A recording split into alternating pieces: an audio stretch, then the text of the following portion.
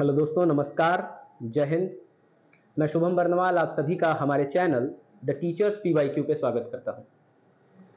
दोस्तों, आज अपनी क्लास में मैं आप सबके लिए रिव्यू ऑफिसर एग्जाम की भारतीय राज्य व्यवस्था की क्लास के साथ प्रस्तुत हुआ।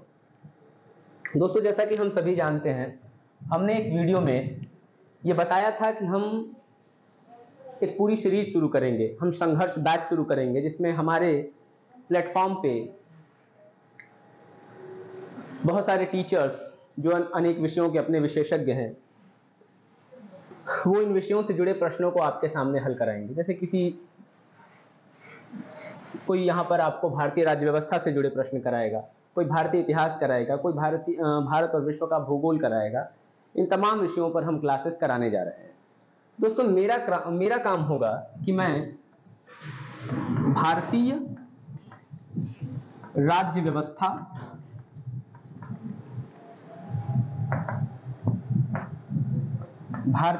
व्यवस्था तथा संविधान पढ़ाऊं। इसके बाद दोस्तों, मैं आधुनिक इतिहास, modern history, Indian national freedom movement वगैरह भी पढ़ाने वाला हूं। तो दोस्तों, आज की इस क्लास में हम भारतीय राज्य व्यवस्था शुरू करने जा रहे हैं। दोस्तों, जैसा कि हम सभी जानते हैं कि 140 नंबर प्री एग्जाम में हमसे जनरल स्टडी पूछ रहा है, जीएस पूछता है, जबकि वही प्री में पेपर 2 में 60 नंबर की हिंदी पूछी जाती है। इस 60 नंबर की हिंदी में कुल 6 टॉपिक्स होते हैं और प्रत्येक टॉपिक से 10 क्वेश्चंस पूछे जाते हैं, यानी कुल 60 नंबर की हिंदी पूछी जाती है। और 140 प्लस 60 मिला के कुल 200 नंबर के कुल 200 प्रश्न पूछे जाते हैं। दोस्तों, इस लिहाज से हिंदी का महत्व तो है ही। अक्सर जो लड़के मेंस लिखते हैं वो हिंदी में मैक्सिमम 50 से ऊपर रहते हैं, 50 या 55 के बीच रहते हैं। बहुत सारे लड़के उससे भी ज्यादा स्कोर करते हैं। लेकिन जनरल स्टडी का भी महत्व बहुत ज्यादा होता है। दोस्तों, जनरल स्टडी में आपको बहुत सारे सब्जेक्ट्स पढ़ने हैं। और दोस्तों, अगर बात करें तो अभी UPPSC द्वारा, Uttar Pradesh public service commission द्वारा अभी एग्जाम का नोटिफिकेशन भी नहीं आया है। तो अभी हमारे पास भरपूर टाइम है कि हम चीज़ों को ठीक प्रकार से पढ़ सकें। दोस्तों, जैसे अगर मान लीजिए अभी फॉर्म नोटिफिकेशन आए भी अगस्त माह में अगर आए नोटिफिकेशन, फिर भी मानकर चलिए कि आपको 3 से 4 महीने कम से कम तो मिलने वाले हैं। 3 महीने तो मिलने ही वाले हैं, यानी आपको एक अच्छा खासा समय मिलेगा रिव्यू ऑफिसर की भली भांति तैयारी करने के लिए। अब दोस्तों, ये सोचिए कि अगर आप किसी भी एक सब्जेक्ट को एक बार पढ़ते हैं, 2-3 बार बढ़िया से रिवीजन करते हैं, उससे रिलेटेड MCQs लगाते हैं, प्रीवियस ईयर क्वेश्चंस को करते हैं, तब आप कहीं जाकर अपने तैयारी को पुख्ता कर पाएंगे, अपने तैयारी के बारे में निश्चिंत हो पाएंगे। वरना फिर अक्सर क्या होता है कि हम तैयारी करते रह जाते हैं, लगातार पढ़ते रह जाते हैं, लेकिन रिजल्ट उस हिसाब से हमें मिलता नहीं है। तो दोस्तों, अभी हमारे पास पर्याप्त समय है। मुझे लग रहा है कि हम जो ये क्लास शुरू करने जा रहे हैं संघर्ष बैच के माध्यम से, ये क्लास को शुरू करने का बड़ा सही समय है, बड़ा परफेक्ट समय है। और मैं उम्मीद करता हूं कि हम इस पूरे प्रोग्राम में एक साथ काम करेंगे, ठीक प्रकार से काम करेंगे। और जैसा कि मैंने कहा कि मैं भारतीय राज्य व्यवस्था पढ़ाने वाला हूं, तो चलिए ज्यादा समय न बर्बाद करते हुए हम डायरेक्ट टॉपिक पे आते हैं और शुरू करते हैं। भारतीय राज्य व्यवस्था।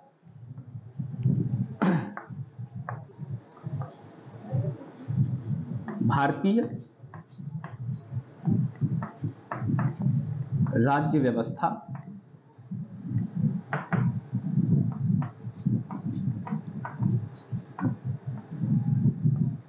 और संविधान, इंडियन कॉन्स्टिट्यूशन। इसमें दोस्तों हम सारे चैप्टर्स पढ़ेंगे। जैसे हम शुरू करेंगे भारत के संवैधानिक विकास से। भारत के संवैधानिक विकास से शुरू करते हुए इस क्रम में हम तमाम चैप्टर से गुजरेंगे। हम इसमें पढ़ेंगे भारत के संविधान की मुख्य विशेषताओं के बारे में पढ़ेंगे, हम भारत के संविधान की प्रस्तावना पढ़ेंगे, हम भारत के संविधान की नागरिकता के विषय में पढ़ेंगे, पार्ट 1 संघ और उसका राज्य क्षेत्र पढ़ेंगे, मौलिक अधिकार पढ़ेंगे, नीति निर्देशक तत्व पढ़ेंगे, इसके बाद हम तमाम चैप्टर्स को करते हुए चलेंगे, मूल कर्तव्य पढ़ेंगे, भारत की संसद जो सबसे इंपॉर्टेंट चैप्टर्स हैं हम उसको पढ़ेंगे। इन सब के अलावा हम आगे बढ़ते हुए भारत के संविधान की जो अनुसूचियां हैं उनको पढ़ेंगे। इन सभी चीजों की हम डिटेल व्याख्या करेंगे। दोस्तों इस प्रोसेस में हम कैसे करेंगे कि मैं प्रीवियस ईयर्स के जो भी क्वेश्चंस हैं उनको हमने अलग से कैटेगराइज कर लिया है एक जगह। सबसे पहले मैं चैप्टर्स की व्याख्या करूंगा, उसके बाद व्याख्या करने के बाद हम उनसे जुड़े प्रीवियस ईयर क्वेश्चंस को शुरू करेंगे। तो चलिए शुरू करते हैं इस क्रम को। हमारा पहला चैप्टर होगा भारत का संवैधानिक विकास। भारत का संवैधानिक विकास कब हुआ दोस्तों, कैसे हुआ, किस क्रम में हुआ? दोस्तों इतना तो हम सभी जानते हैं कि भारत के संविधान की प्रथम बैठक 9 दिसंबर, शुरू करते हैं इसे, 1946 को हुई थी। 9 दिसंबर 1946 को भारत के संविधान की प्रथम बैठक हुई और 26 नवंबर 1949 को हमने अपना संविधान पूरा बना लिया और 26 जनवरी 1950 को हमने पूर्ण रूप से अपने संविधान को लागू भी कर लिया। लेकिन इस दौरान हम किन प्रक्रियाओं से गुजरे, कैसे गुजरे, इसकी पूरी एक ऐतिहासिक पृष्ठभूमि देखते हुए हम आगे बढ़ेंगे। तो चलिए शुरू करता हूं। दोस्तों समय है सन 1600 ईस्वी का। ईस्ट इंडिया कंपनी को पूर्व के देशों से व्यापार करने का अधिकार मिला। पूर्व के देशों से भारत से व्यापार करने का अधिकार पत्र मिला। ईस्ट इंडिया कंपनी जब भारत आई तो सन 1600 ईस्वी से लेकर लगभग आप कह सकते हैं 1750 या 1757 तक उसकी कार्यवाही एक व्यापारिक कंपनी की रही। वो एक व्यापारिक कंपनी के हिसाब से काम करती रही। ऐसा नहीं लग रहा था कि ये भारत पर शासन करने आ रही है, सिर्फ एक व्यापारिक कंपनी की भांति लग रही है। लेकिन बदलते समय के साथ ऐसे कुछ घटनाक्रम हुए कि ईस्ट इंडिया कंपनी जो सिर्फ एक व्यापारिक कंपनी थी, भारत में शासन भी करने लगी। दोस्तों सबसे पहले 1757 में एक युद्ध हुआ जिसे हम प्लासी का युद्ध कहते हैं। कौन सा युद्ध कहते हैं? प्लासी का युद्ध कहते हैं। यह युद्ध हुआ था दोस्तों 1757 में बंगाल के नवाब सिराजुद्दौला और अंग्रेजों के बीच। इस युद्ध में अंग्रेजों ने बंगाल के नवाब सिराजुद्दौला को हराया और बंगाल पर अधिकार कर लिया। दोस्तों मैं ये आपको क्यों बता रहा हूं कि किस प्रकार भारत में ब्रिटिश शासन स्थापित हुआ और उसने अपने कार्यों के संचालन करने के लिए भारत में कोडिफिकेशन, संहिताकरण की प्रक्रिया को शुरू किया, यानी नियमबद्ध करने की एक प्रणाली की शुरुआत की, जो आगे चलकर कहीं ना कहीं भारतीय संविधान की विशेषताओं का आधार बना। प्लासी जीतने के बाद उन्होंने बंगाल में जिस व्यक्ति को स्थापित किया उसको हम मीर जाफर के नाम से जानते हैं। लेकिन हम ये भी जानते हैं कि वो मीर जाफर जिसे कभी क्लाइव का कीदड़ कहा जाता था, ये मीर जाफर, इसे हटाकर कुछ समय बाद मीर कासिम को लाया गया। किसे लाया गया? मीर कासिम को लाया गया। लेकिन एक समय ऐसा भी आया जब मीर कासिम से अंग्रेजों के मतभेद हो गए और 1764 में एक और युद्ध लड़ा गया। 1764 में एक और युद्ध लड़ा गया जिसे हम बक्सर का युद्ध कहते हैं। बिहार के बक्सर में ये युद्ध हुआ था 1764 में। दोस्तों ये इतिहास की क्लास नहीं है, लेकिन थोड़ी सी बैकग्राउंड जरूरी है। 1764 में दोस्तों बक्सर का युद्ध हुआ और इस बक्सर के युद्ध में अंग्रेजी सेना ने भारतीयों की 3 लोगों की संयुक्त सेना को हरा दिया। बंगाल का नवाब रह चुका मीर कासिम, अवध का नवाब शुजाउद्दौला और मुगल सम्राट शाह आलम द्वितीय। इन तीनों की संयुक्त सेना को अंग्रेजों ने बक्सर के युद्ध में हरा दिया और बक्सर के युद्ध में हराने के बाद अंग्रेजों ने बक्सर के युद्ध में हराने के बाद अंग्रेजों ने भारत के बंगाल क्षेत्र पर, जो यहां पर है, बंगाल पर अधिकार कर लिया। बंगाल पर अधिकार कर लिया। भारत के बंगाल क्षेत्र पर अंग्रेजों ने अपना क्या कर लिया? अधिकार कर लिया। 1765 में दोस्तों, 1765 में एक संधि होती है जिसे हम कहते हैं इलाहाबाद की संधि। क्या कहते हैं? इलाहाबाद की संधि। इलाहाबाद की संधि के तहत अंग्रेजों को 3 प्रांत मिलते हैं, बंगाल, बिहार और उड़ीसा। बंगाल, बिहार और उड़ीसा की दीवानी का अधिकार मिल गया। बंगाल, बिहार और उड़ीसा की दीवानी का अधिकार मिल गया। यूं कहें कि भारत के पूर्वी हिस्से पर ब्रिटिश शासन ने अपना कब्जा जमा लिया। 1765 में इसी इलाहाबाद की संधि के तहत अंग्रेजों ने 1765 से 1772 तक जिस शासन व्यवस्था को चलाया, हम उसे क्या कहते हैं दोस्तों? हम उसे बंगाल में द्वैध शासन कहते हैं। द्वैध शासन कहते हैं,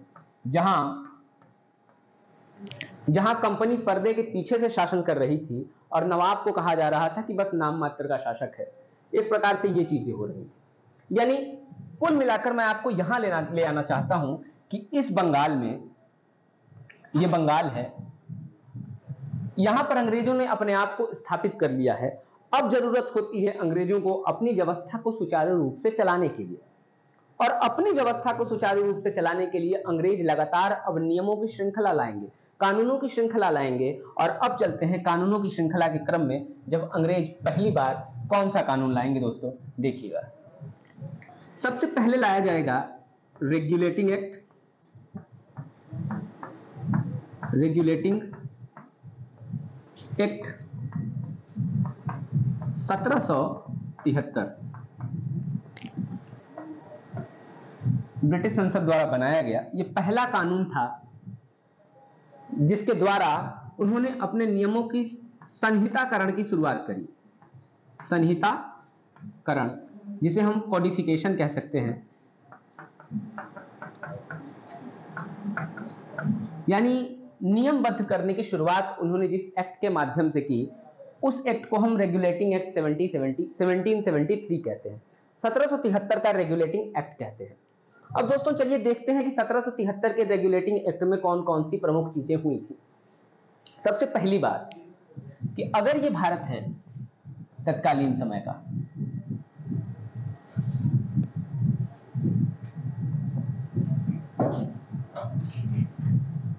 एक नक्शा ड्रॉ कर लेते हैं दोस्तों ताकि समझने में आसान रहेगा।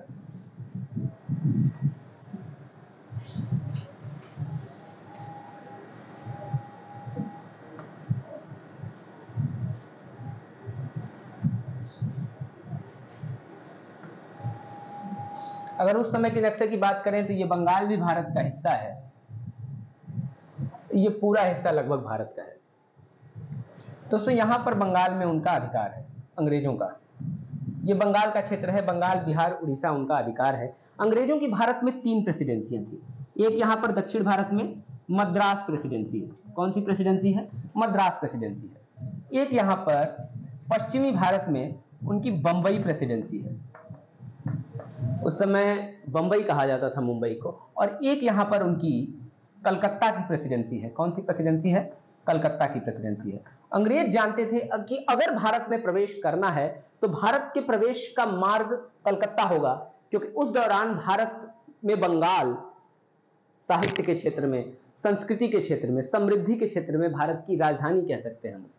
भारत की इंटेलेक्चुअल कैपिटल हुआ करती थी। इसीलिए एक इतिहासकार कहता है, जब फ्रांसीसियों और अंग्रेजों के बीच संघर्ष हो रहा था तो एक इतिहासकार कहता है कि डुप्ले जिस भारत में प्रवेश की चाबी को मद्रास में खोजता रह गया, अंग्रेजों ने उसे बंगाल में खोज लिया। यानी एक समय बाद सब 1765 की बक्सर के 1764 के बक्सर के युद्ध के बाद जब 1765 में उन्हें बंगाल, बिहार और उड़ीसा की दीवानी मिली, जब इस क्षेत्र में उन्होंने अधिकार प्राप्त कर लिया, तो इस क्षेत्र में अब उन्होंने जो सबसे पहला कानून लाया वो 1773 का रेगुलेटिंग एक्ट रहा।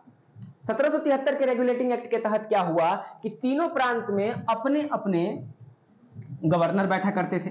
इसे हम बंगाल का गवर्नर, इसे मद्रास का गवर्नर और इसे बंबई का गवर्नर कहते थे। सबसे पहले क्या किया गया कि अंग्रेजों के शासन का केंद्र जब बंगाल हुआ तो बंगाल के गवर्नर को बंगाल का गवर्नर जनरल कहा जाने लगा। बंगाल के गवर्नर को बंगाल का गवर्नर जनरल कहा जाने लगा और मद्रास और बंबई के गवर्नर जनरलों को इसके अधीन कर दिया गया। ये समझिएगा। तो 1773 के रेगुलेटिंग एक्ट के तहत बंगाल के गवर्नर को बंगाल का गवर्नर जनरल कहा जाने लगा। ये पहली चीज है। बंगाल के गवर्नर को बंगाल का गवर्नर जनरल कहा जाने लगा। बंगाल के गवर्नर को बंगाल का गवर्नर जनरल कहा जाने लगा और मद्रास और बॉम्बे के गवर्नर जनरलों को इसके अधीन कर दिया गया। और इसके माध्यम से प्रथम गवर्नर जनरल जो बना था उसका नाम क्या है? Warren Hastings. Warren Hastings Bengal का प्रथम गवर्नर जनरल बना। और हम ये भी कह सकते हैं कि बंगाल का अंतिम गवर्नर या बंगाल का प्रथम गवर्नर जनरल कौन बना है? Warren Hastings. किस एक्ट के माध्यम से बना? 1773 के रेगुलेटिंग एक्ट के माध्यम से बना। रेगुलेटिंग एक्ट में और भी चीजें हुई दोस्तों। देखिए क्या हुआ। कलकत्ता में एक सर्वोच्च न्यायालय की स्थापना हुई। कलकत्ता में एक सर्वोच्च न्यायालय की स्थापना हुई। इसी रेगुलेटिंग एक्ट के तहत 1773 के रेगुलेटिंग एक्ट के तहत 1774 में कलकत्ता में एक रेगुलेटिंग एक्ट की स्थापना की गई। ठीक है, सॉरी, कलकत्ता में एक सर्वोच्च न्यायालय की स्थापना की गई जिसमें एक मुख्य न्यायाधीश तथा 3 अन्य न्यायाधीश होते थे। एक मुख्य न्यायाधीश तथा 3 अन्य न्यायाधीश होते थे कलकत्ता के सर्वोच्च न्यायालय में। कलकत्ता का यह सर्वोच्च न्यायालय इस क्षेत्र से जुड़े मामलों को देखता था। जब दोनों पक्ष सहमत हो तो ये कलकत्ता में एक सर्वोच्च न्यायालय की स्थापना हुई। ये रेगुलेटिंग एक्ट के तहत ये बंगाल के गवर्नर को बंगाल का गवर्नर जनरल किया कहा गया। इसके अलावा क्या हुआ कि बंगाल के गवर्नर जनरल की सलाह के लिए, की सहायता के लिए एक 4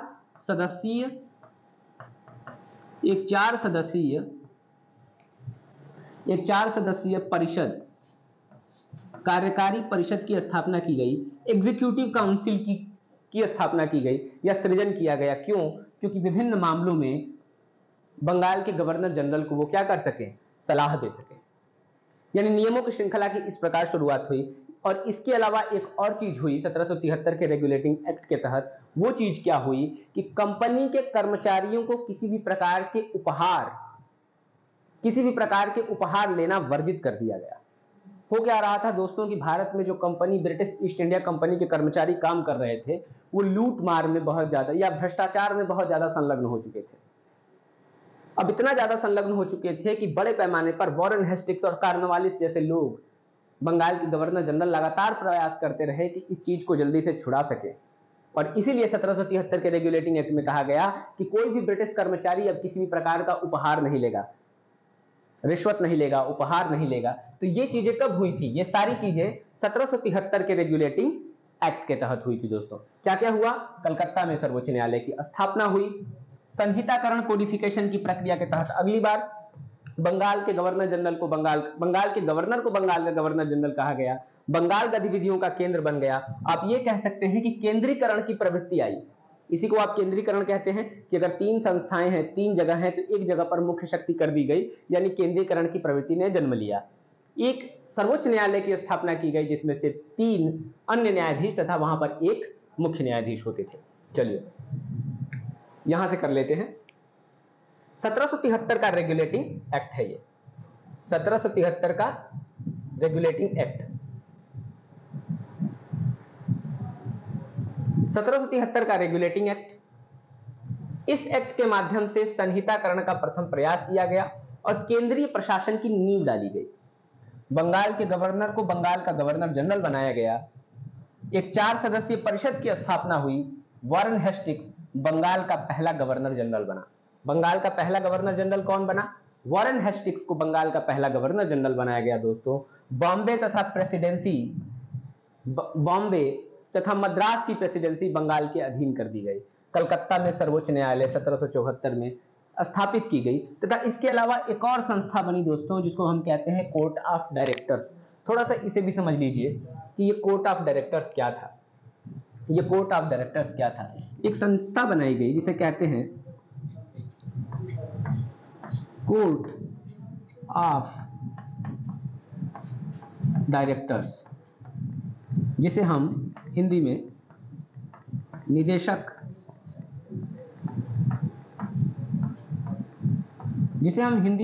समूह कहते हैं, कोर्ट ऑफ डायरेक्टर्स कहते हैं।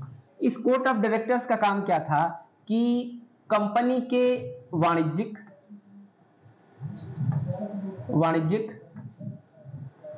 तथा राजनीतिक मामलों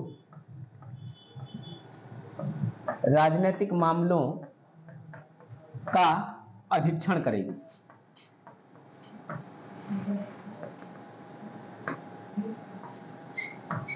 कंपनी के राजनीतिक तथा वाणिज्यिक मामलों का अधीक्षण करेगी। कौन? Court of directors. इसकी स्थापना इसी 1773 के एक्ट के द्वारा की गई। ठीक है दोस्तों, चलिए अब आगे बढ़ते हैं। ये सारी चीजें हुई थी 1773 के रेगुलेटिंग एक्ट के तहत।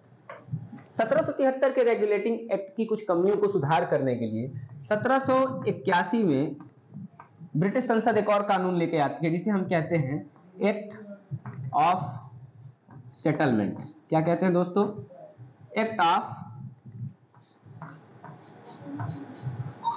एक्ट ऑफ सेटलमेंट कहते हैं। ये 1781 में लेकर आया, ब्रिटिश संसद ने लेकर आया कि जो भी कमी रह गई होगी 1773 के कानून में उसे सुधारा जा सके। लेकिन इंपॉर्टेंस है इसके बाद लाए गए कानून 1784 का। 1784 में जो अब कानून आया उसे हम कहते हैं Pitt's India act. Pitt's India act. दोस्तों ये चीजें हम क्यों पढ़ रहे हैं, इसका एक कारण है। भारत का संविधान कोई अचानक से बना संविधान नहीं है, ये लगातार हो रही नियम, प्रक्रियाओं, श्रृंखलाओं के क्रम में बना। हम कह सकते हैं कि भारत के संविधान को बनाने में सबसे ज्यादा योगदान तो गवर्नमेंट ऑफ इंडिया एक्ट 1935 का है। हम ये कह सकते हैं कि अमेरिका से बहुत सी चीजें ली गई, इंग्लैंड से बहुत सी चीजें ली गई, इसके अलावा बहुत सी चीजें हमारे संविधान विशेषज्ञों ने स्वयं द्वारा भी डाली। तो इन चीजों को पढ़ने का क्या मतलब है? वास्तव में कानून बनाने की प्रक्रियाओं की शुरुआत तो अंग्रेजों ने बहुत पहले ही की थी, जब उन्होंने भारत में वो शासन कर रहे थे। यानी इस दौरान जो भी चीजें हुई कानून से रिलेटेड, जो भी महत्वपूर्ण चीजें हुई, कहीं न कहीं बाद में जाकर उन्होंने भारत के संविधान बनाने की प्रक्रिया को प्रभावित किया। इसीलिए हम नियमों की इन श्रृंखलाओं का अध्ययन करते हैं। तो दोस्तों अब हम आए हैं पिट्स इंडिया एक्ट के पास। पिट्स इंडिया एक्ट क्या है? 1784 में आया पिट्स इंडिया एक्ट। इसके तहत एक बहुत बड़ा परिवर्तन किया गया। हमने देखा था अभी कि एक संस्था काम कर रही थी जिसका नाम है कोर्ट ऑफ डायरेक्टर्स। इस कोर्ट ऑफ डायरेक्टर्स को वाणिज्यिक काम भी करने थे और राजनीतिक मामलों को भी देखना था। इसे की थी ब्रिटेन की संसद ने, ताकि वहां से बैठकर वो मामलों को देख सके। लेकिन इसके बाद निदेशक समूह के अलावा 1784 के इस कानून के द्वारा, पिट्स इंडिया एक्ट के द्वारा, एक और नई संस्था की स्थापना की गई जिसे हम कहते हैं board of control. Board of control. इस तरीके से देखो तो दो संस्था हो गई। कौन कौन सी दो संस्था हो गई? एक संस्था हो गई बोर्ड ऑफ कंट्रोल और एक संस्था पहले से मौजूद थी जिसे हम कहते हैं कोर्ट ऑफ डायरेक्टर्स। तो मतलब क्या है इन दो संस्थाओं का? कोर्ट ऑफ डायरेक्टर्स जिसे हम निदेशक समूह तथा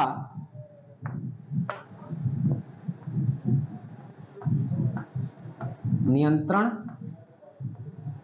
बोर्ड कहते हैं, जिसे नियंत्रण बोर्ड कहते हैं। अलग अलग होने का मतलब क्या है? जैसा कि हमने देखा था कि दो कार्य थे, राजनीतिक कार्य और वाणिज्यिक कार्य।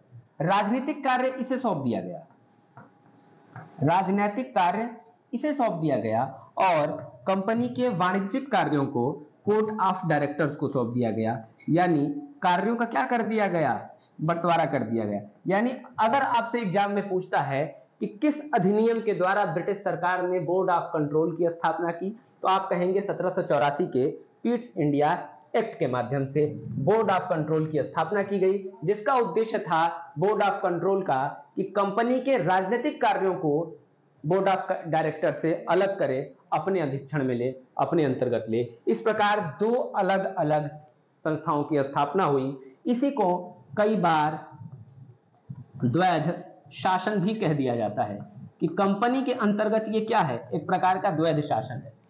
इसमें दोस्तों कभी भी भ्रम मत पालिएगा, वास्तव में द्वैध शासन जो है वो 1765 से 1772 के दौरान जो बंगाल में लगाया गया था, वास्तव में द्वैध शासन हम उसे कहते हैं जब कंपनी पर्दे के पीछे से शासन कर रही थी, उप निजामत के अधिकार लेकर, उप दीवानी के अधिकार लेकर, और जो नाम मात्र का शासन कर रहा था वो बंगाल का नवाब था। लेकिन ये व्यवस्था कुछ अलग है। कंपनी के अंदर ही दो ऐसे विभाग हैं जिनके काम अलग अलग हैं, एक को राजनीतिक कार्य करना है और एक को वाणिज्यिक कार्य करना है। तो ये किस एक्ट के द्वारा हुआ था? ये एक्ट के द्वारा हुआ था 1784 के पिट्स इंडिया एक्ट के तहत। तो यही इस कानून की विशेषता है, ये इस कानून की विशेषता है। तो देखा जैसे हमने 1784 के पिट्स इंडिया एक्ट के तहत बोर्ड ऑफ कंट्रोल की स्थापना की गई, राजनीतिक कार्यों हेतु कोर्ट ऑफ डायरेक्टर्स को व्यापारिक कार्यों के अधीक्षण हेतु रखा गया, इसीलिए कई बार इसे द्वैध शासन भी कह दिया जाता है। आइए दोस्तों, इस क्रम में रेगुलेटिंग एक्ट के बाद, पिट्स इंडिया एक्ट के बाद हमारा अगला पड़ाव होगा 1793 का चार्टर एक्ट, 1793 का चार्टर एक्ट। अब ये चार्टर एक्ट क्या था? इसमें बहुत ज्यादा कुछ स्पेशल नहीं है। ये जान लीजिए कि अब यहां से ब्रिटेन की संसद ने 20 वर्षों के लिए कंपनी के शासन को मान्यता दे दी। और चलिए इस बार हम आपका कार्यकाल 20 वर्ष और एक्सटेंड करते हैं। अब अगली बार 20 वर्ष बाद एक कानून फिर बनाया जाएगा। कब बनाया जाएगा? 1813 में। तो अब हमें जिस कानून को पढ़ना है उसका नाम क्या है? 1813 का चार्टर एक्ट। इतना समझ लिया। 1773 का रेगुलेटिंग एक्ट, 1784 का पिट्स इंडिया एक्ट और 1793 का चार्टर एक्ट, जिसमें बहुत इंपॉर्टेंट कुछ नहीं है। आइए अब अपने अगले एक्ट पे चलते हैं जो 1813 का एक्ट है। 1813 का एक्ट है। 1813 का क्या कहते हैं हम इसे? Charter act. 1813 का चार्टर एक्ट। 1813 का चार्टर एक्ट क्या योगदान, क्या भूमिका रहता है, आइए इसे देखते हैं। इसके माध्यम से कौन कौन सी चीजें होंगी। सबसे पहली चीज देखिए, ब्रिटेन की एक कंपनी ईस्ट इंडिया कंपनी से भारत से व्यापार कर रही है। ईस्ट इंडिया कंपनी भारत के सारे व्यापारिक मामलों का अधीक्षण ईस्ट इंडिया कंपनी कर रही है। इंग्लैंड में बहुत सारे व्यापारी ऐसे हैं जो ईस्ट इंडिया कंपनी के लाभ से जल रहे हैं। उन्हें लग रहा है कि अगर हमें भी मौका मिले तो हम भी भारत से व्यापार करेंगे और लाभ का एक हिस्सा हम भी कमाएंगे। तो केवल ईस्ट इंडिया कंपनी ही क्यों, केवल ईस्ट इंडिया कंपनी ही क्यों, जो लगातार ब्रिटेन की संसद पे इस बात को लेकर दबाव डाल रहे हैं, लगातार दबाव डाल रहे हैं। और 1813 में उनकी इस बात को सुन लिया गया। 1813 में उनकी इस बात को सुन लिया गया और 1813 में जो ईस्ट इंडिया कंपनी थी, ईस्ट इंडिया कंपनी, जिसे क्या मिला था? भारत से व्यापार का एक अधिकार मिला था कि भारत से व्यापार केवल तुम ही कर सकते हो और कोई कंपनी नहीं कर सकती। लेकिन इसका एकाधिकार इस 1813 के चार्टर एक्ट के द्वारा समाप्त कर दिया गया। कौन कौन सी चीजें समाप्त की गई? सबसे पहले कि सारे वस्तुओं का व्यापार कर सकते हैं, लेकिन दो मामलों को छोड़कर। पहला मामला क्या? चीन देश के साथ जब व्यापार हो, चीन देश के साथ व्यापार, चीन देश के साथ व्यापार करने की जब भी बात आएगी तो ये केवल ईस्ट इंडिया कंपनी करेगी, अन्य कोई कंपनी नहीं करेगी। इसके अलावा चाय का व्यापार, चाय का व्यापार, चाय का व्यापार बहुत लाभ का व्यापार था दोस्तों, और ईस्ट इंडिया कंपनी आसानी से इसे छोड़ना नहीं चाहती थी। तो चीन देश के साथ व्यापार तथा चाय के व्यापार के अतिरिक्त अन्य जितने भी व्यापार के क्षेत्र थे वहां पर मंजूरी अन्य कंपनियों को भी मिल गई। ये 1813 के चार्टर एक्ट के द्वारा पहली चीज हुई। लेकिन और क्या चीजें हुई, और क्या जरूरी है, देखिए इसके द्वारा भारत में ईसाई मिशनरियों का प्रवेश हुआ।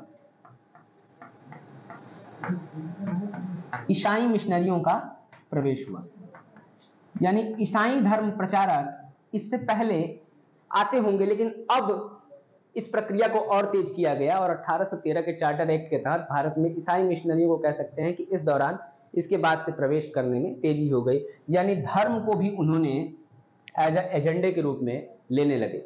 ब्रिटिशर्स की सबसे बड़ी खासियत यह है कि वो जितनी भी चीजों को भारत में अप्लाई कर सकते हैं अपने साम्राज्य को बढ़ाने में, मैक्सिमम प्रॉफिट हासिल करने में, उन्होंने वो सारी चीजें की। अंग्रेजों ने भारत के किसी भी हिस्से को नहीं बख्शा, चाहे वो आदिवासियों का हिस्सा हो, चाहे सबसे सुदूर भारत के किसी कोने में बसा कोई ऐसा क्षेत्र जहां से अंग्रेजों को फायदा हो सकता है, उन्होंने उस क्षेत्र का भी दोहन किया। तो भारत में ईसाई मिशनरियों का प्रवेश तो कब हुआ? 1813 के चार्टर एक्ट के द्वारा। और क्या हुआ 1813 के चार्टर एक्ट के द्वारा? भारत में, या यूं कहें कि शिक्षा के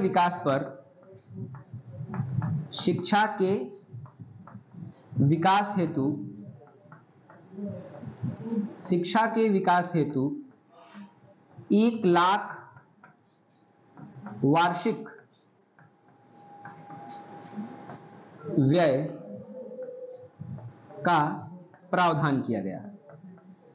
यह कहा गया कि भारत में शिक्षा का विकास करने के लिए हम प्रति वर्ष 1 लाख रुपए का व्यय करेंगे। लेकिन बाद में दोस्तों इस चीज पर भी बड़ा विवाद छिड़ा। इससे हम एंग्लिसिस्ट वर्सेस ओरिएंटलिस्ट का विवाद करते हैं, कहते हैं आंग्ल बनाम प्राच्य भाषा का विवाद कहते हैं।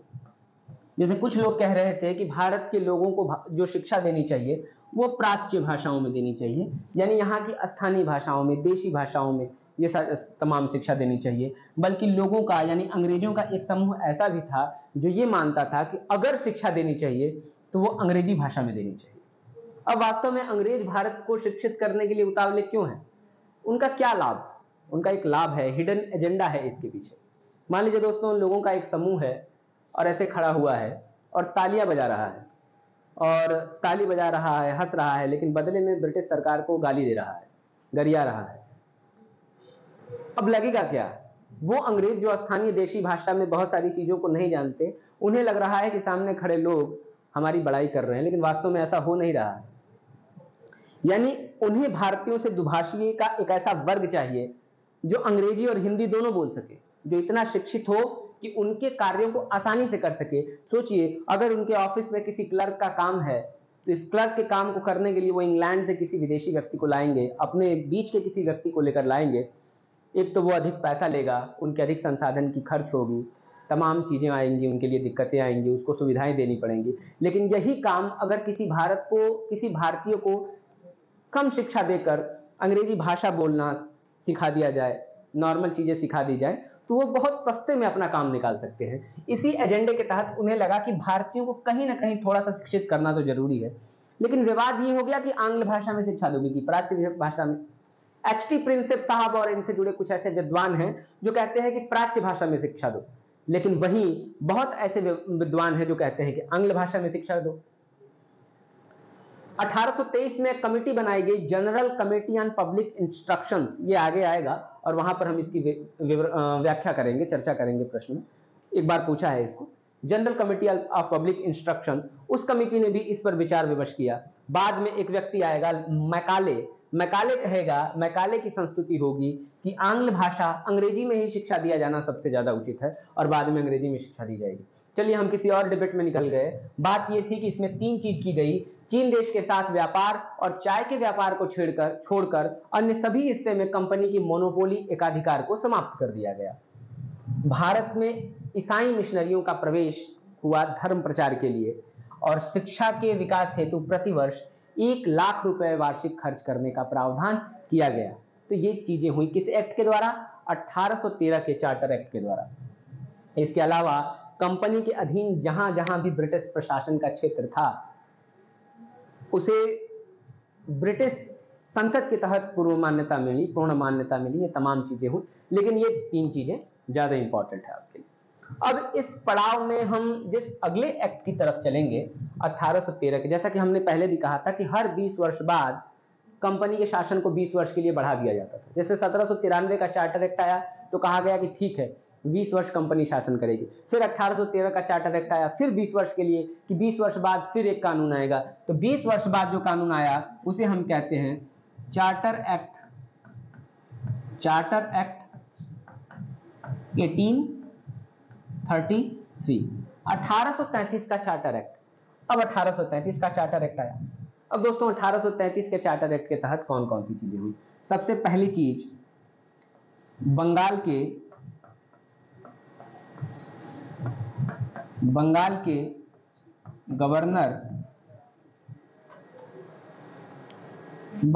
गवर्नर जनरल को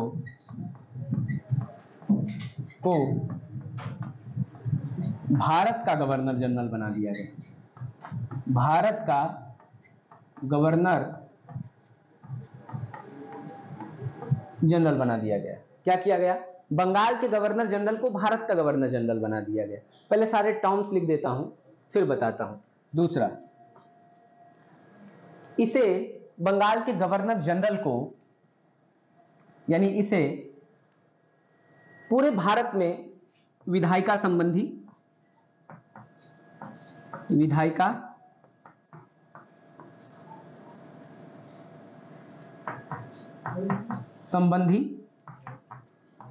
असीमित शक्तियां दे दी गई। विधायिका संबंधी असीमित शक्तियां दे दी गई और कहा गया कि अब तुम चाहोगे तो भारत के अन्य जो 3 प्रांत हैं अंग्रेजों के, मद्रास प्रेसिडेंसी, बॉम्बे प्रेसिडेंसी तथा संपूर्ण ब्रिटिश भारत के क्षेत्र पर तुम कानून बना सकते हो। कौन? बंगाल का गवर्नर जनरल। और बंगाल का पहला गवर्नर जनरल बना कौन? William Bentinck. कौन बना दोस्तों? याद रखिएगा, विलियम बेंटिक। अगर आपसे पूछा जाए कि बंगाल का अंतिम गवर्नर जनरल कौन है, तो आप कहेंगे विलियम बेंटिक, क्योंकि यही विलियम बेंटिक जो बंगाल का अंतिम गवर्नर जनरल था, यही तो भारत का प्रथम गवर्नर जनरल बनेगा। क्योंकि इस एक्ट के द्वारा बंगाल के गवर्नर जनरल को क्या कर दिया गया? भारत का गवर्नर जनरल कर दिया गया। 1833 के पहले से ही बंगाल में बैठा हुआ विलियम बेंटिक बंगाल का गवर्नर जनरल हुआ करता था। यानी जो बंगाल में बैठेगा, जिसे अब तक बंगाल का गवर्नर जनरल कहा जा रहा था, अब उसे भारत का गवर्नर जनरल कहा जाएगा। और इस कारण से विलियम बेंटिक भारत का पहला गवर्नर जनरल बना। क्या बना? भारत का गवर्नर जनरल बना, पहला गवर्नर जनरल बना। कौन बना? William Bentinck. विधायिका संबंधी असीमित शक्तियां कर दी गई भारत के गवर्नर जनरल में। इसके बाद और कौन कौन सी चीजें हुई जो बहुत ज्यादा इंपॉर्टेंट है? मद्रास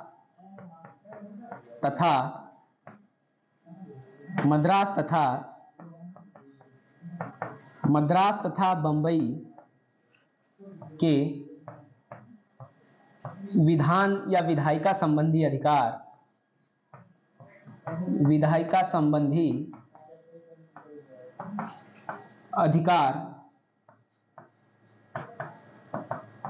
छीन लिए गए। यानी मद्रास प्रेसिडेंसी और बंबई की प्रेसिडेंसी अब कानून वगैरह ज्यादा नहीं बना सकती। यानी क्या किया गया? शक्तियों का पूर्ण केंद्रीकरण किया गया। क्या किया गया? पूर्ण केंद्रीकरण किया गया। और ताकत कहां कर दी गई? भारत के गवर्नर जनरल में, जो कहां बैठा है? बंगाल का गवर्नर बना है। अब जरा दोस्तों एक टर्म समझ लीजिए कि क्यों बंगाल के गवर्नर को भारत का गवर्नर जनरल कहा गया होगा। अब जैसे मान लीजिए ये अंग्रेजों का शासन क्षेत्र है, ये मान लीजिए पूरा भारत है,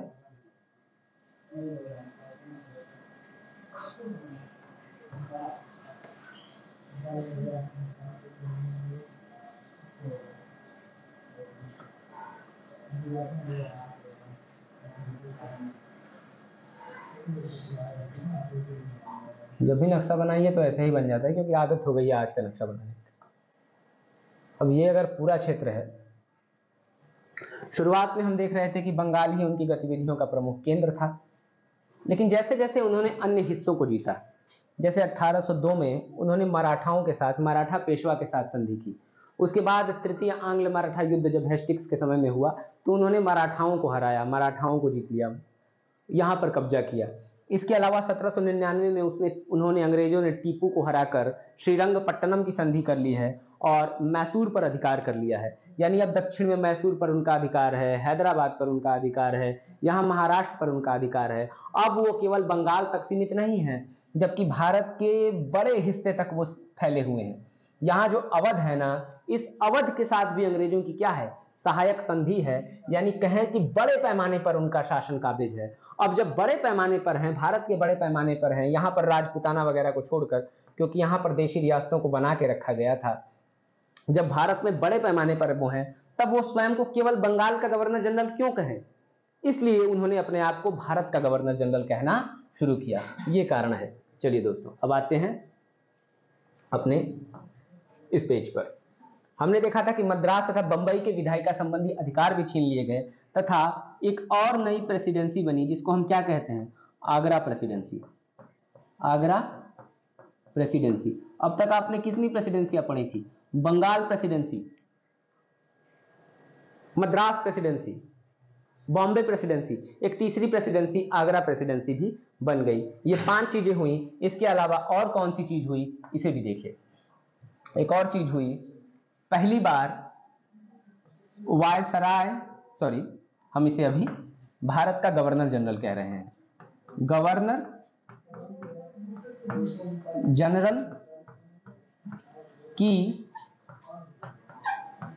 जनरल की परिषद में एक विधि सदस्य जुड़ा। कौन सा सदस्य जुड़ा? विधि सदस्य। वो सदस्य जिसका मूल काम क्या होगा, जो कानून के मामलों का विशेषज्ञ होगा। पहली बार गवर्नर जनरल की विधायिका में या गवर्नर जनरल की परिषद में हम कहें कि एक व्यक्ति विशेष रूप से ऐसा जुड़ा जो विधि सदस्य हुआ। और पहला व्यक्ति कौन था जो गवर्नर जनरल की परिषद में विधि सदस्य बना? उसको हम कहते हैं मैकाले। गवर्नर जनरल की परिषद में विधि सदस्य बना पहला व्यक्ति कौन बना? मैकाले। ठीक है, मैकाले गवर्नर जनरल की परिषद में पहला विधि सदस्य बना। एक और चीज क्या हुई इस 1833 के एक्ट के तहत? 1833 के एक्ट के तहत दोस्तों याद रखिएगा कि उस दौरान भी भारत में सिविल सर्विसेज काम करती थी, सिविल सेवा काम करती थी, बड़े प्रशासनिक अधिकारी काम कर रहे हैं। तो इन प्रशासनिक अधिकारियों की नियुक्ति कैसे होती है, कैसे होती थी? अब तक इन प्रशासनिक अधिकारियों की नियुक्ति होती थी, एक संस्था करती थी जिसे हम कहते हैं कोर्ट ऑफ डायरेक्टर्स। और कोर्ट ऑफ डायरेक्टर्स एक बहुत ही शक्तिशाली संस्था थी और वो लगातार चाहती थी कि किसी भी हाल में सिविल सेवकों की नियुक्ति का अधिकार उन्हीं के पास रहे और ये किसी के पास न जाए। और अंत तक वो इसे छोड़ने के लिए तैयार नहीं थे। यानी ये जो कोर्ट ऑफ डायरेक्टर्स नाम की आपने संस्था को पढ़ा है, ये संस्था भारत में सिविल सेवकों की नियुक्ति कर रही थी और इस अधिकार को छोड़ने के लिए भी राजी नहीं थी। लेकिन 1813 के चार्टर एक्ट के तहत, 33 के चार्टर एक्ट को हम पढ़ रहे हैं, 1833 के चार्टर एक्ट के तहत क्या कहा गया? सिविल सेवकों की नियुक्ति हेतु, सिविल सेवकों की नियुक्ति हेतु खुली प्रतियोगिता का प्रावधान किया। सिविल सेवकों की नियुक्ति हेतु खुली प्रतियोगिता का प्रावधान किया गया। लेकिन इसका विरोध किसने किया? इसका विरोध किया उसी संस्था ने जिसके पास इसके अधिकार थे, कोर्ट ऑफ डायरेक्टर्स। और ये अपने अधिकार को छोड़ने के लिए राजी नहीं हुए। ये अपने अधिकार को छोड़ने के लिए राजी जब नहीं हुए तो इस प्रावधान को रद्द कर दिया गया। इस प्रावधान को क्या किया गया दोस्तों? रद्द कर दिया गया। तो आइए फिर से अपने वापस इस पन्ने पे देखते हैं क्या क्या है। बंगाल के गवर्नर को भारत का गवर्नर जनरल कहा जाने लगा और पहला भारत का गवर्नर जनरल कौन बना? विलियम बेंटिक बना। विधायिका संबंधी असीमित शक्तियां इसके अंतर्गत रख दी गई। मद्रास तथा बंबई के विधायिका संबंधी अधिकार छीन लिए गए। आगरा नाम की एक नई प्रेसिडेंसी का गठन किया गया। गवर्नर जनरल की परिषद में एक विधि सदस्य के रूप में मैकाले की नियुक्ति की गई। सिविल सेवकों की नियुक्ति हेतु एक खुली प्रतियोगिता का प्रावधान किया गया था, लेकिन यह वाला प्रावधान लागू नहीं हुआ। इसके अलावा इसी 1833 के चार्टर एक्ट द्वारा एक चीज और हुई। यह कहा गया कि रक्त के आधार पर, रंग के आधार पर, जन्म स्थान के आधार पर किसी भी व्यक्ति को सरकारी काम से रोजगार पाने से वंचित नहीं किया जाएगा। किसी भी व्यक्ति को रंग के आधार पर, जन्म स्थान के आधार पर वर्ण के आधार पर यानी कलर के आधार पर सरकारी रोजगार से वंचित नहीं किया जाएगा। ये इसी 1833 के कानून में बोला गया, बोला जरूर गया लेकिन लागू नहीं हुआ उस भांति, लेकिन अंग्रेजों ने ये सारी चीजें की थी। तो ये कौन सा कानून था दोस्तों? 1833 का चार्टर एक्ट था। आइए यहां से इसे एक बार रिवाइज कर लेते हैं चीजों को। इसके बाद हमने 1793 के बाद हमने 1833 का एक्ट पढ़ा था, सॉरी 1813 का एक्ट पढ़ा था, और उसके बाद ये जो एक्ट है 1833 का चार्टर एक्ट है जिसे हमने अभी देखा। इसमें क्या है? बंगाल के गवर्नर को भारत का गवर्नर जनरल नियुक्त किया गया, जिसमें सभी नागरिक व सैन्य शक्तियां निहित थी। विलियम बेंटिक भारत का प्रथम गवर्नर जनरल बना। दोस्तों ये वही विलियम बेंटिक है, अगर आप इतिहास की धारा से गुजरेंगे तो आप देखेंगे कि ये वही विलियम बेंटिक है जिसके दौरान, जिसके शासन के दौरान भारत में सती प्रथा का अंत किया गया। किसके सहयोग से? राजा राम मोहन राय के सहयोग को लेकर। केंद्रीकरण की प्रक्रिया हुई। क्या केंद्रीकरण की प्रक्रिया? मद्रास तथा बॉम्बे की प्रेसिडेंसी से कानून बनाने के अधिकार छीन लिए इस कानून ने, 1833 के चार्टर एक्ट ने। उन्हें लगभग क्या कर दिया? उन्हें लगभग अधिकार विहीन कर दिया। ईस्ट इंडिया कंपनी के व्यापारिक कार्यों को समाप्त कर इसे प्रशासनिक में बदल दिया गया। एक और चीज जो सबसे जरूरी चीज छूट रही थी, हमने देखा था कि 1813 के चार्टर एक्ट के दौरान ईस्ट इंडिया कंपनी के पास केवल दो चीजों पर एकाधिकार रखा गया। क्या? एक चाय के व्यापार पर और एक चीन देश के साथ व्यापार पर। कई बार चीन को लोग चीनी समझकर चीनी लिख देते हैं, चीनी नहीं है, ये चीन देश के साथ व्यापार है। चाय और चीन देश के साथ व्यापार तक सीमित किया गया था, लेकिन 1833 एक्ट के तहत उसका ये अधिकार भी पूरी तरह से क्या कर दिया गया? समाप्त कर दिया गया। अब यह व्यापारिक कंपनी नहीं रहेगी, अब ये चीन के साथ व्यापार या चाय का व्यापार ये भी सभी कंपनियों के लिए, ब्रिटिश कंपनियों के लिए खोल दिया गया। यानी ईस्ट इंडिया कंपनी का व्यापारिक कार्यों को पूर्ण रूप से समाप्त कर दिया गया और प्रशासनिक निकाय में इसे बदल दिया गया। अब ये केवल एक प्रशासनिक निकाय, एडमिनिस्ट्रेटिव बॉडी होगी भारत में। सिविल सेवकों की भर्ती एवं चयन के लिए, जैसा मैंने बताया, खुली प्रतियोगिता का प्रस्ताव रखा गया, लेकिन कोर्ट ऑफ डायरेक्टर्स के विरोध के कारण यह प्रस्ताव लागू नहीं हो पाया दोस्तों। जैसा कि हमने देखा है, गवर्नर जनरल की परिषद में मैकाले की नियुक्ति विधि सदस्य के रूप में हुई। इसके बाद जो कानून हमें पढ़ना है वो हमें कौन सा पढ़ना है? 1853 का चार्टर एक्ट। चलिए अब बढ़ते हैं 1853 के चार्टर एक्ट की तरफ। कौन सा चार्टर एक्ट? 1853 का चार्टर एक्ट। दोस्तों बहुत सारे कानून पढ़ने हैं, निश्चित तौर पर थोड़ा सा मतलब लगातार ये चीजें पढ़ना बहुत ज्यादा थोड़ा उबाऊ बोरिंग टाइप का हो सकता है, लेकिन ये चीजें परीक्षा में पूछी जाती हैं, लगातार पूछी जाती हैं। ये भारत के संवैधानिक विकास का एक अहम हिस्सा है। अभी आपको 1853 का चार्टर एक्ट पढ़ना होगा, इसके बाद आपको 1858 का भारत शासन अधिनियम पढ़ना होगा जो भारत के स्वतंत्रता संग्राम के बाद लाया गया। इसके अलावा आपको 1861 का भी एक्ट पढ़ना होगा, भारत परिषद अधिनियम। इसके बाद आप जाएंगे 1892 का एक्ट पढ़ेंगे, 1909 का एक्ट पढ़ेंगे जिसे हम मिंटो मार्ले रिफॉर्म्स कहते हैं, मार्ले मिंटो रिफॉर्म्स कहते हैं। इसके बाद हम मॉन्टेग्यू चैम्सफोर्ड 1919 पढ़ेंगे, 1935 पढ़ेंगे। तब इस श्रृंखला में हम आखिरी बार पहुंचेंगे माउंटबेटन द्वारा लाए गए भारत के स्वतंत्रता के अधिनियम 1947 को पढ़ेंगे। यानी हमें एक लंबी श्रृंखला से भी गुजरना है, तो भी घबराने की कोई जरूरत नहीं है। अभी हमें पढ़ना है 1853 का चार्टर एक्ट, 1853 का चार्टर एक्ट। अब ये 1853 का चार्टर एक्ट क्या है दोस्तों? ये क्या बला है? आइए देखिए।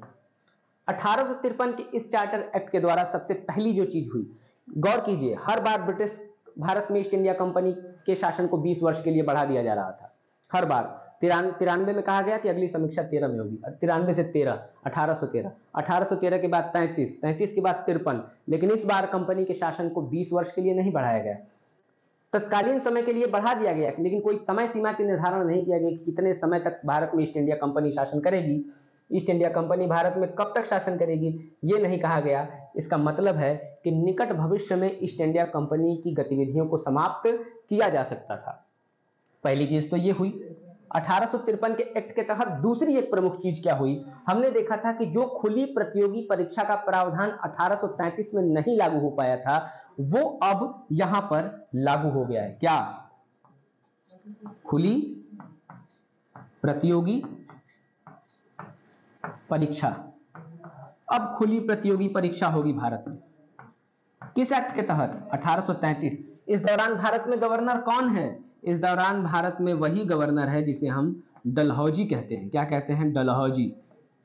जिसने कभी डॉक्ट्रिन ऑफ लैप्स की नीति लाई थी, हड़प नीति, जिससे विवाद हुआ, सतारा, जैतपुर, नागपुर, संभल, बघाट, एक नाम आपने सुना होगा बहुत ध्यान से, झांसी, ये तमाम विवाद हुए। 1857 की क्रांति से पहले की जो उथल पुथल हुई, ये सब इसी डलहौजी के समय में हुई। भारत में सबसे पहली ट्रेन चलाने की बात हो, चाहे टेलीग्राफ की बात हो, ये सारे कार्य, चाहे बहुत सारे डिपार्टमेंट्स की स्थापना की बात हो, पीडब्ल्यूडी, पब्लिक वर्क्स डिपार्टमेंट, हम जिसे लोक निर्माण विभाग कहते हैं, ये सारी चीजें डलहौजी के समय में हुई। लेकिन चलिए, अभी हम इतिहास नहीं पढ़ रहे हैं, पॉलिटी पढ़ रहे हैं। खुली प्रतियोगी परीक्षा की शुरुआत किसके समय में हुई, यानी कोर्ट ऑफ डायरेक्टर्स का ये भी एक अधिकार समाप्त कर दिया गया और खुली प्रतियोगी परीक्षा कराई जाने लगी। खुली प्रतियोगी परीक्षा कराई जाने लगी कब से? 1853 के एक्ट के द्वारा, तथा एक आयोग बनाया गया, सिविल सेवा आयोग, और इसका मुख्य किसे बनाया गया? इसका मुख्य बनाया गया मैकाले को। किसे बनाया गया? सिविल सेवा संबंधी आयोग का मुख्य बनाया गया मैकाले को। इसी एक्ट के द्वारा एक जो सबसे प्रमुख चीज हुई वो ये हुई कि 6 सदस्यों की नियुक्ति हुई। 6 सदस्यों की नियुक्ति गवर्नर जनरल की परिषद में विधि सदस्य के रूप में हुई। किस रूप में हुई? विधि सदस्यों के रूप में हुई। विधि सदस्यों के रूप में। तो इन्हें क्या कहा जाता था? इन्हें कहा जाता था विधान पार्षद कहा जाता था। विधान पार्षद कहा जाता था। इन्हें विधान पार्षद कहा जाता था और इन्हीं 6 लोगों से मिलकर बनी केंद्रीय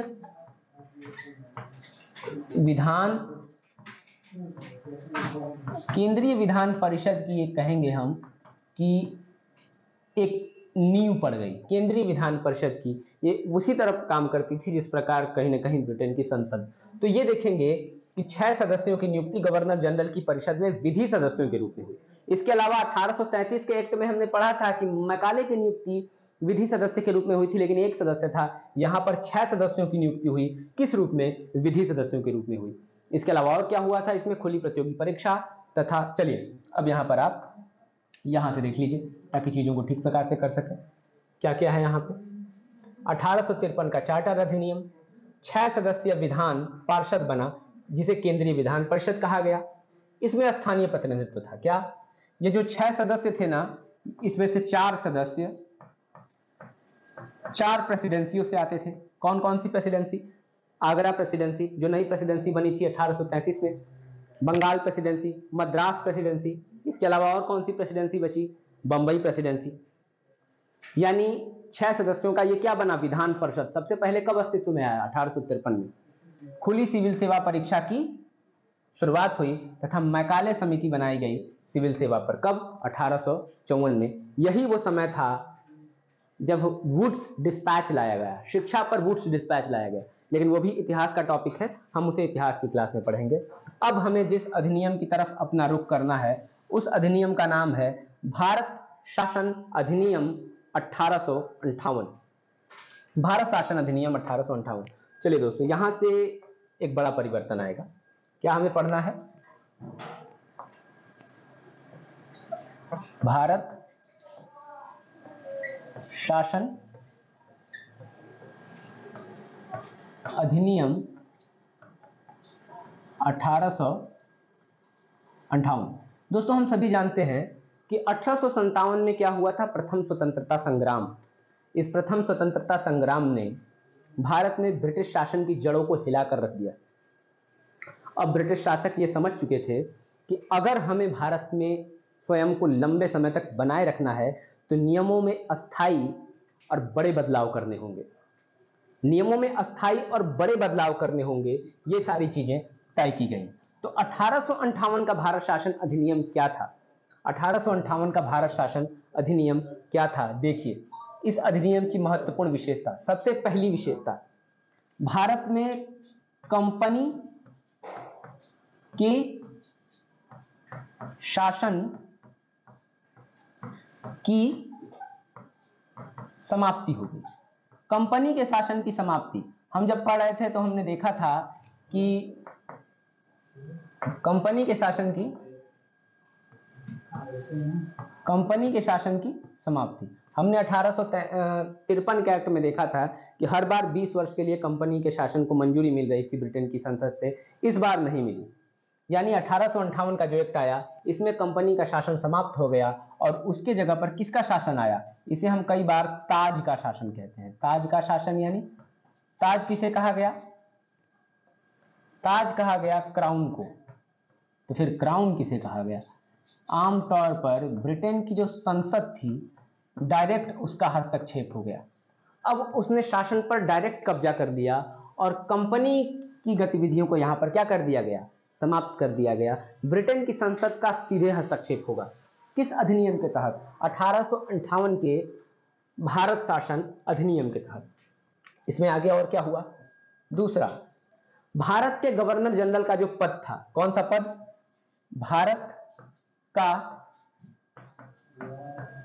गवर्नर जनरल। भारत के गवर्नर जनरल का पद समाप्त कर दिया गया और इसके स्थान पर जो नया पद आया उसे अब कहा गया भारत का वायसराय कहा गया। भारत के गवर्नर जनरल को भारत का वायसराय कहा गया। नया पद, यह प्रत्यक्ष प्रतिनिधि था किसका? ब्रिटेन की रानी या राजा का यहां पर भारत में प्रत्यक्ष प्रतिनिधि था। कौन? भारत का गवर्नर जनरल, जो अब भारत का वायसराय कहा जाएगा। क्या कहा जाएगा? भारत का वायसराय कहा जाएगा। कंपनी का शासन समाप्त, सीधे ताज का शासन। अब कंपनी वहां पर किसी को रिपोर्ट नहीं करेगी ब्रिटेन की संसद को कि हम ये कर रहे हैं वो कर रहे हैं। ताज सीधे शासन कर रहा है। मुकुट ताज, वहां का राजा या रानी सीधे शासन कर रहा है। इस बात को समझिए। भारत का प्रथम वायसराय बना कौन? कैनिंग। भारत का प्रथम वायसराय कौन बना? कैनिंग। अगर कोई आपसे पूछे कि 1857 का महान स्वतंत्रता संग्राम किसके समय में हुआ था, तो कभी भी भूलकर डलहौजी नहीं कहना है, क्योंकि सारी चीजें हम डलहौजी के समय में देखते हैं। हम देखते हैं कि डलहौजी के समय में भी झांसी से विवाद होता है, सतारा से, जैतपुर से, संभल से, बघाट से, नागपुर से, अवध के शासन को इन्होंने हड़प लिया 1856 में। तो हम देखते हैं सारी चीजें इसके समय में होती हैं, लेकिन अगले वर्ष ही डलहौजी को बुला लिया जाता है और 1857 में, यानी 1856 के लास्ट तक ही भारत में कैनिंग आ जाता है। यानी 1857 में भारत जब प्रथम स्वतंत्रता संग्राम हुआ तो उस समय कौन वायसराय था? कौन गवर्नर जनरल था? कैनिंग था। यानी अगर आपसे पूछा जाए कि भारत का अंतिम गवर्नर जनरल कौन है, तो आप बड़े ही आसानी से कह सकते हैं कि कैनिंग है, क्योंकि यही कैनिंग अंतिम गवर्नर जनरल था और यही कैनिंग प्रथम वायसराय बन गया, क्योंकि अब से गवर्नर जनरल को क्या कहा जाने लगा? वायसराय कहा जाने लगा। समझ में आया? चलिए अब आगे बढ़ते हैं। अब यहां पर क्या हुआ? भारत सचिव नाम के, भारत सचिव के पद का सृजन हुआ। किसका सृजन हुआ? भारत सचिव के पद का सृजन हुआ। एक नया पद बन गया भारत सचिव। लेकिन आप कहेंगे कि दो और पद थे भारत में, एक बोर्ड ऑफ कंट्रोल था, एक कोर्ट ऑफ डायरेक्टर्स, यानी निदेशक मंडल और नियंत्रक समूह। इन दोनों का क्या हुआ? बोर्ड ऑफ कंट्रोल और कोर्ट ऑफ डायरेक्टर्स समाप्त हो गए। बोर्ड ऑफ कंट्रोल, वो बोर्ड ऑफ कंट्रोल जिसे 1784 के पिट्स इंडिया एक्ट में बनाया गया था, समाप्त हो गया। वो court of directors, court of directors जिसे बनाया गया था 1773 के रेगुलेटिंग एक्ट के तहत, ये भी क्या हो गया? समाप्त हो गया। जब बोर्ड ऑफ कंट्रोल और कोर्ट ऑफ डायरेक्टर्स दोनों समाप्त हो गए, इसके जगह पर भारत सचिव के पद का सृजन किया गया और इस भारत के सचिव को सहायता देने के लिए एक 15 सदस्यीय भारत परिषद बनाई गई। भारत परिषद बनाई गई, 15 सदस्यीय भारत परिषद बनाई गई। अब ये भारत सचिव था कौन? एक बात और समझ लीजिए, भारत सचिव ये भारत सचिव था कौन? ये भारत सचिव ब्रिटेन में ब्रिटेन की मंत्रिमंडल का हिस्सा था। ब्रिटेन की मंत्रिमंडल, उसे सेक्रेटरी कहते हैं हम, भारत सचिव सेक्रेटरी ऑफ स्टेट मंत्रिमंडल का हिस्सा है, जो किसके प्रति उत्तरदायी है? संसदात्मक व्यवस्था की सबसे बड़ी परिभाषा यही होती है कि मंत्रिमंडल संसद के प्रति उत्तरदायी होती है। जैसे हमारे यहाँ कहते हैं ना आर्टिकल, ये कहते हैं कि हमारे यहाँ कार्यपालिका जो है, मंत्रिमंडल को हम कार्यपालिका कहते हैं। कार्यपालिका किसके प्रति उत्तरदायी है? कार्यपालिका लोकसभा के प्रति उत्तरदायी है। वहां पर भी ब्रिटेन के मंत्रिमंडल का यह हिस्सा है, यानी ब्रिटेन के संसद के प्रति क्या है? उत्तरदायी है। यानी भारत के सचिव पद का सृजन किया गया, जो कौन होता था? इसे दर्जा मिलता था, ब्रिटेन के मंत्री का एक दर्जा मिलता था। तो चलिए, यहां पर भारत सचिव के पद का भी सृजन हो गया है। ये तमाम डेवलपमेंट्स कब हुए हैं? 1858 के अधिनियम के तहत हुए हैं। इस अधिनियम के, चूंकि मुझे ये पहले में ही बताना चाहिए था, अब बता रहा हूं। भारत के शासन को अच्छा बनाने वाला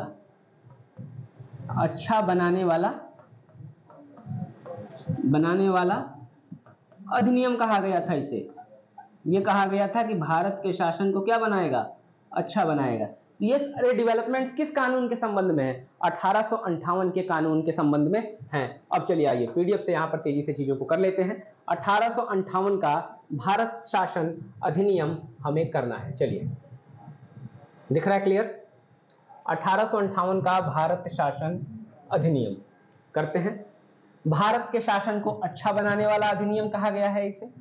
अंग्रेजों ने कहा कि हम भारत के शासन को अच्छा बनाना चाहते हैं। जब उन्होंने देखा कि 1857 की क्रांति ने उनकी जड़ों को हिला दिया, तब उन्हें ऐसा लगा कि हमें चीजों को सही करने के लिए भारतीयों को अपने पक्ष में लेना होगा। उन्हें ये बहुत एक चीज लुभाती थी कि 1857 की क्रांति जब हो रही थी, तो उस दौरान देशी राजवाड़े, जमींदार, बड़े साहूकार तथा इन सब के साथ ही भारत के बड़े शिक्षित वर्ग ने अंग्रेजी शासन का विरोध नहीं किया था।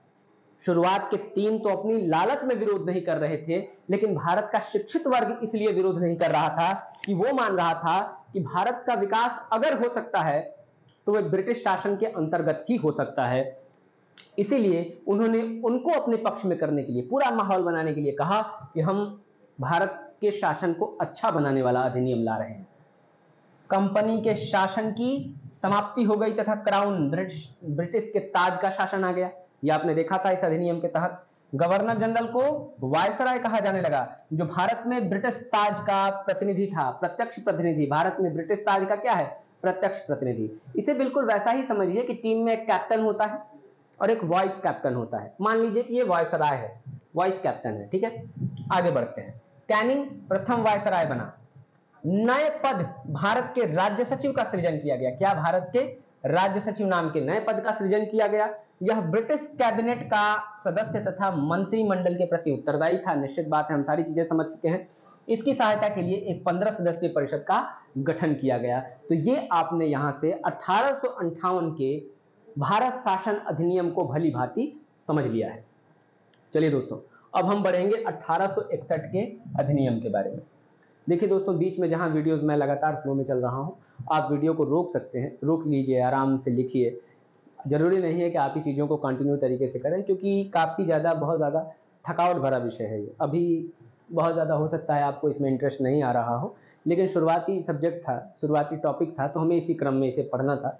चलिए, अब हमें पढ़ना है 1861 का भारत परिषद अधिनियम, इंडियन काउंसिल एक्ट ऑफ 1861। अरे ना चला 1861 का भारत परिषद अधिनियम। 1861 का भारत परिषद अधिनियम, आइए इसको समझ लेते हैं, जल्दी से देखते हैं। आइए, 1861 का भारत परिषद अधिनियम ये क्या था? चलिए पहले एक बार कर लेते हैं, फिर वापस आएंगे बोर्ड पे। इस तरीके से हम चीजों को रिवाइज भी कर ले रहे हैं ना। 1861 का भारत परिषद अधिनियम, जिसे हम कहते हैं इंडियन काउंसिल एक्ट ऑफ 1861, 1861 का भारत परिषद अधिनियम। अब दोस्तों 1861 का ये भारत परिषद अधिनियम समझने की कोशिश करिए कि था क्या, इसके तहत कौन कौन सी चीजें की गई। सबसे पहली चीज की गई, वायसराय को, भारत का जो वायसराय था को आपातकाल में बिना अपने परिषद की सलाह के किसका अधिकार दिया गया, आपातकाल में अध्यादेश जारी करने का अधिकार दिया गया। कौन सा अधिकार दिया गया, अध्यादेश जारी करने का अधिकार दिया गया। 1861 के द्वारा ही अध्यादेश को पहली बार इंट्रोड्यूस किया गया।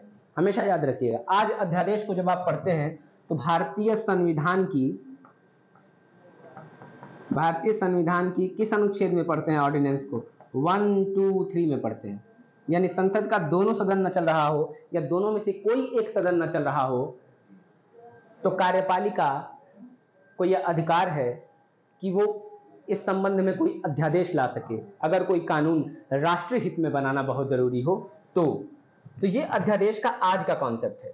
अगर कोई दोस्तों आज आपसे पूछे कि अध्यादेश बनाने की प्रक्रिया कहां से ली गई है तो आप लपक कर ये मत बोल दीजिएगा कि 1861 के इसी अधिनियम के द्वारा, यह 1935 के भारत शासन अधिनियम से ली गई थी। हाँ, लेकिन पहला इसका उदाहरण हमें अगर मिलेगा यहाँ पर तो 1861 के एक्ट के तहत मिल रहा है। अब अगले जिस चीज को पढ़ेंगे हम वो क्या पढ़ेंगे, इस एक्ट के तहत जिस सिस्टम को लाया गया उसे हम कहते हैं पोर्टफोलियो सिस्टम। कई आपको नई नई चीजें यहाँ पर देखने को मिल रही हैं, पोर्टफोलियो सिस्टम। अब ये पोर्टफोलियो सिस्टम क्या है दोस्तों, इस पोर्टफोलियो सिस्टम के तहत एक व्यक्ति को एक से अधिक विभाग दिए जा सकते हैं। आज भी ये चलता है, जैसे मान लीजिए किसी व्यक्ति को रेलवे पोर्टफोलियो मिला है, यानी रेलवे मंत्रालय उसके अंतर्गत आता है, लेकिन रेल मंत्रालय के आगे अगर उसके अंतर्गत खनन मंत्रालय भी आने लगे, महिला एवं बाल विकास मंत्रालय भी आने लगे, अब ये क्या होगा, पोर्टफोलियो में विस्तार, इसी को पोर्टफोलियो सिस्टम कहते हैं। पहली बार कब इंट्रोड्यूस किया गया है, 1861 में इंट्रोड्यूस किया गया था। कौन सा सिस्टम है दोस्तों, ये पोर्टफोलियो सिस्टम है, 1861 में आया था। आइए देखते हैं और क्या क्या चीजें थी। देखिए,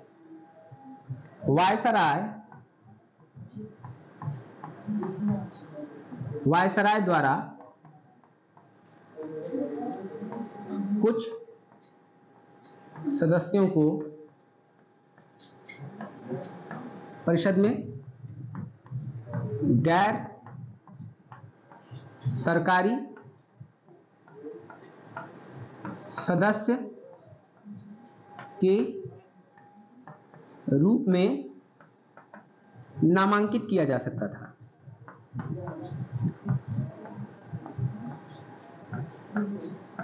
किया जा सकता था। वायसराय द्वारा कुछ सदस्यों को गैर सरकारी सदस्यों के रूप में नामांकित किया जा सकता था और 3 लोगों को नियुक्त भी किया गया एक समय पर। देखिए, बनारस के राजा, पूछेगा तो याद रखिएगा, ये राजे और राजवाड़े लंबे समय तक ब्रिटिश नीतियों के समर्थक रहे हैं, क्योंकि इन्हें पता था कि अगर भारत में इनका शासन आज बना हुआ है तो ये अंग्रेजों के वजह से बना हुआ है। एक जगह पर लॉर्ड कैनिंग लिखता है, जब 1857 की क्रांति हो रही थी, क्रांति के बाद कैनिंग लिखता है कि अगर क्रांति के दौरान सिंधिया ने भी हथियार उठा लिया होता तो मुझे रात को ही भारत से बोरिया बिस्तर बांध के निकलना होता।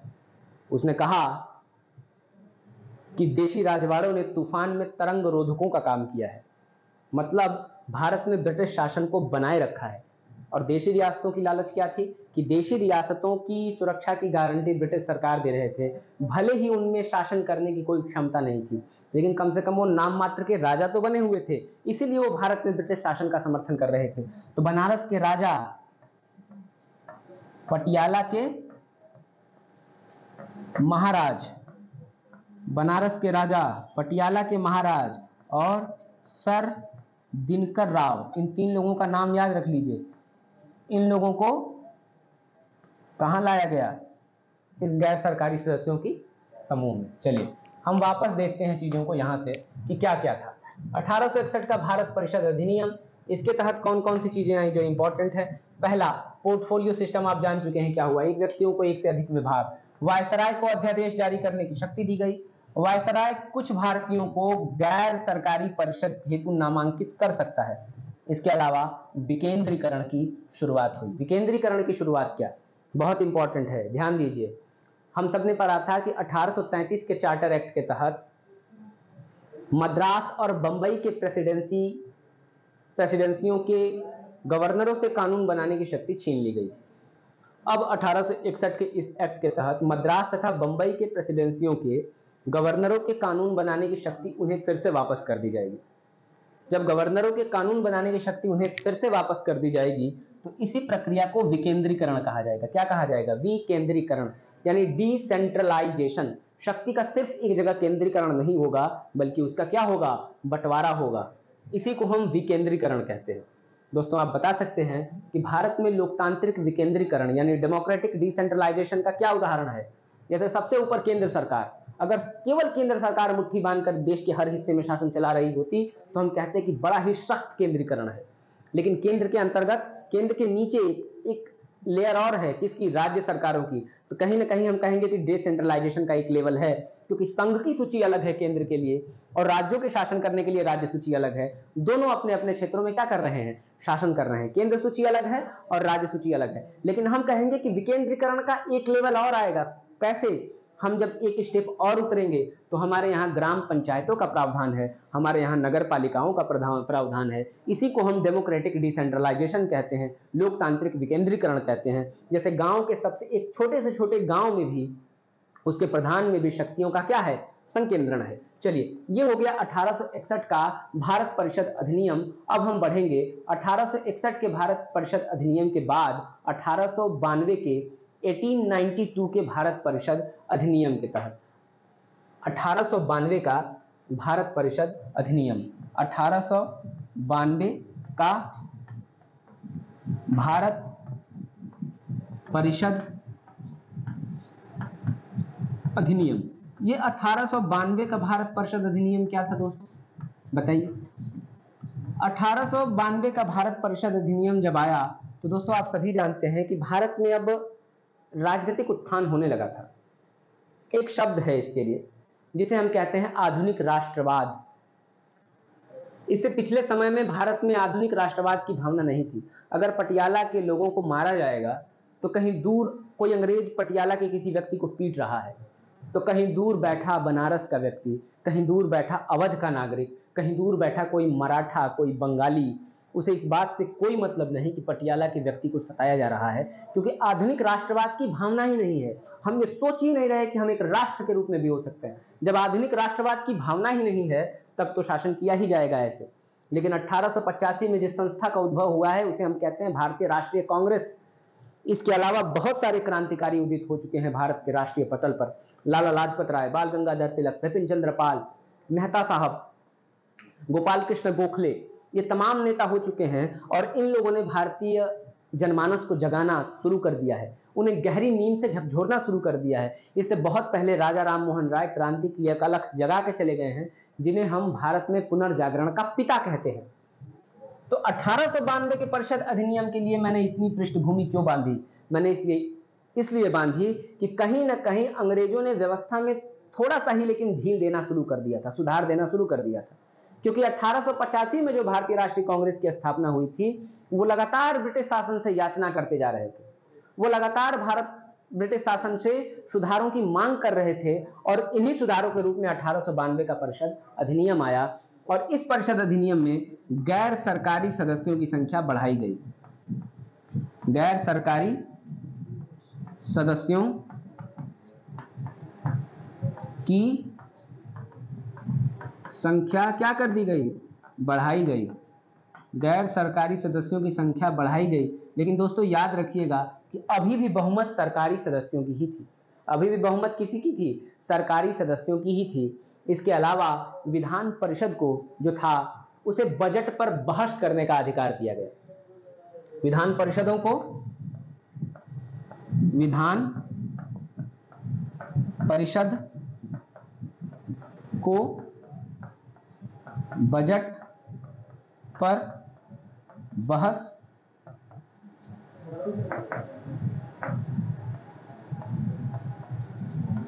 करने का अधिकार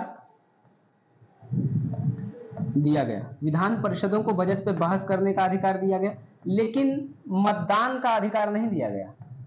अब ऐसा नहीं है कि आप मतदान कर सकते, मतदान नहीं कर सकते। इसके अलावा इन्हें कार्यपालिका के प्रश्नों का जवाब देने के लिए भी विधान परिषद को रखा गया, यानी विधान परिषद की एक प्रकार से कहेंगे कि गरिमा में बढ़ोतरी हुई। आइए यहां से देखते हैं चीजों को कैसे हुआ। 1892 का भारत परिषद अधिनियम, 1892 का भारत परिषद अधिनियम, विधान परिषदों में गैर सरकारी सदस्यों की संख्या में बढ़ोतरी हुई, लेकिन अभी भी बहुमत सरकारी सदस्यों का ही था। विधान परिषदों को बजट में बहस करने तथा कार्यपालिका के प्रश्नों का उत्तर देने हेतु अधिकृत कर दिया गया, लेकिन अभी भी आप मतदान नहीं कर सकते बजट पे कि हम बजट में मतदान कर रहे हैं, बजट को इतना बढ़ा दो ताकि किसानों की सिंचाई हो सके खेतों की, ताकि अनाज बांटे जा सकें। आप ऐसी चीजें नहीं कर सकते, आप केवल बजट पे बहस कर सकते हैं। हमने आपको शक्ति दी है, लेकिन अभी भी वो इतनी कम है कि अभी भी दांत हाथी के दिखाने वाले ही हैं, खाने वाले नहीं हैं। तो चलिए इस प्रक्रिया में हम आगे बढ़ते हैं। अब हम जहां पहुंचेंगे वो है 1909 का भारत परिषद अधिनियम। 1909 का क्या है ये? भारत परिषद अधिनियम। भारत परिषद अधिनियम 1909 की कौन कौन सी विशेषताएं थी दोस्तों, इन्हें हमें देखना होगा, इन्हें हमें समझना होगा कि 1909 के भारत परिषद अधिनियम की कौन कौन सी विशेषताएं हैं। चलिए यहां से देखते हैं, पहले समझ लेते हैं फिर चीजों को करेंगे जैसे अब तक करते आ रहे हैं। 1909 का भारत परिषद अधिनियम। ये 1909 का भारत परिषद अधिनियम क्या है? ये जिसके समय में आया था उस समय भारत का वायसराय हुआ करता था, वायसराय हुआ करता था मिंटो, मिंटो द्वितीय भी कहते हैं इसे, मिंटो। और भारत का जो सचिव था, जिसे हम भारत सचिव कहते हैं, secretary of state for India कहते हैं, जिसकी पद की स्थापना 1858 में हुई थी, इसका नाम था मार्ले, लॉर्ड मार्ले कहा जाता है। और इस कानून को जो कि 1909 में इनके समय में आया था, इसे कहते हैं मार्ले मिंटो सुधार या फिर रिफॉर्म्स, जिन्हें मैं मार्ले मिंटो डिजास्टर्स कहा करता हूं अक्सर, लेकिन यहां पर मार्ले मिंटो सुधार के नाम से इन्हें जाना जाता है। क्या है मार्ले मिंटो सुधार और इसके अंतर्गत कौन कौन सी चीजें की गई? देखिए कौन कौन सी चीजें की गई। सबसे पहला, सबसे विवादित चीज, या कई चीजें हैं, आप देख लीजिए, रुकिए। एसपी सिन्हा को वायसराय या गवर्नर जनरल के अंतर्गत, वायसराय के कार्यकारी परिषद का विधि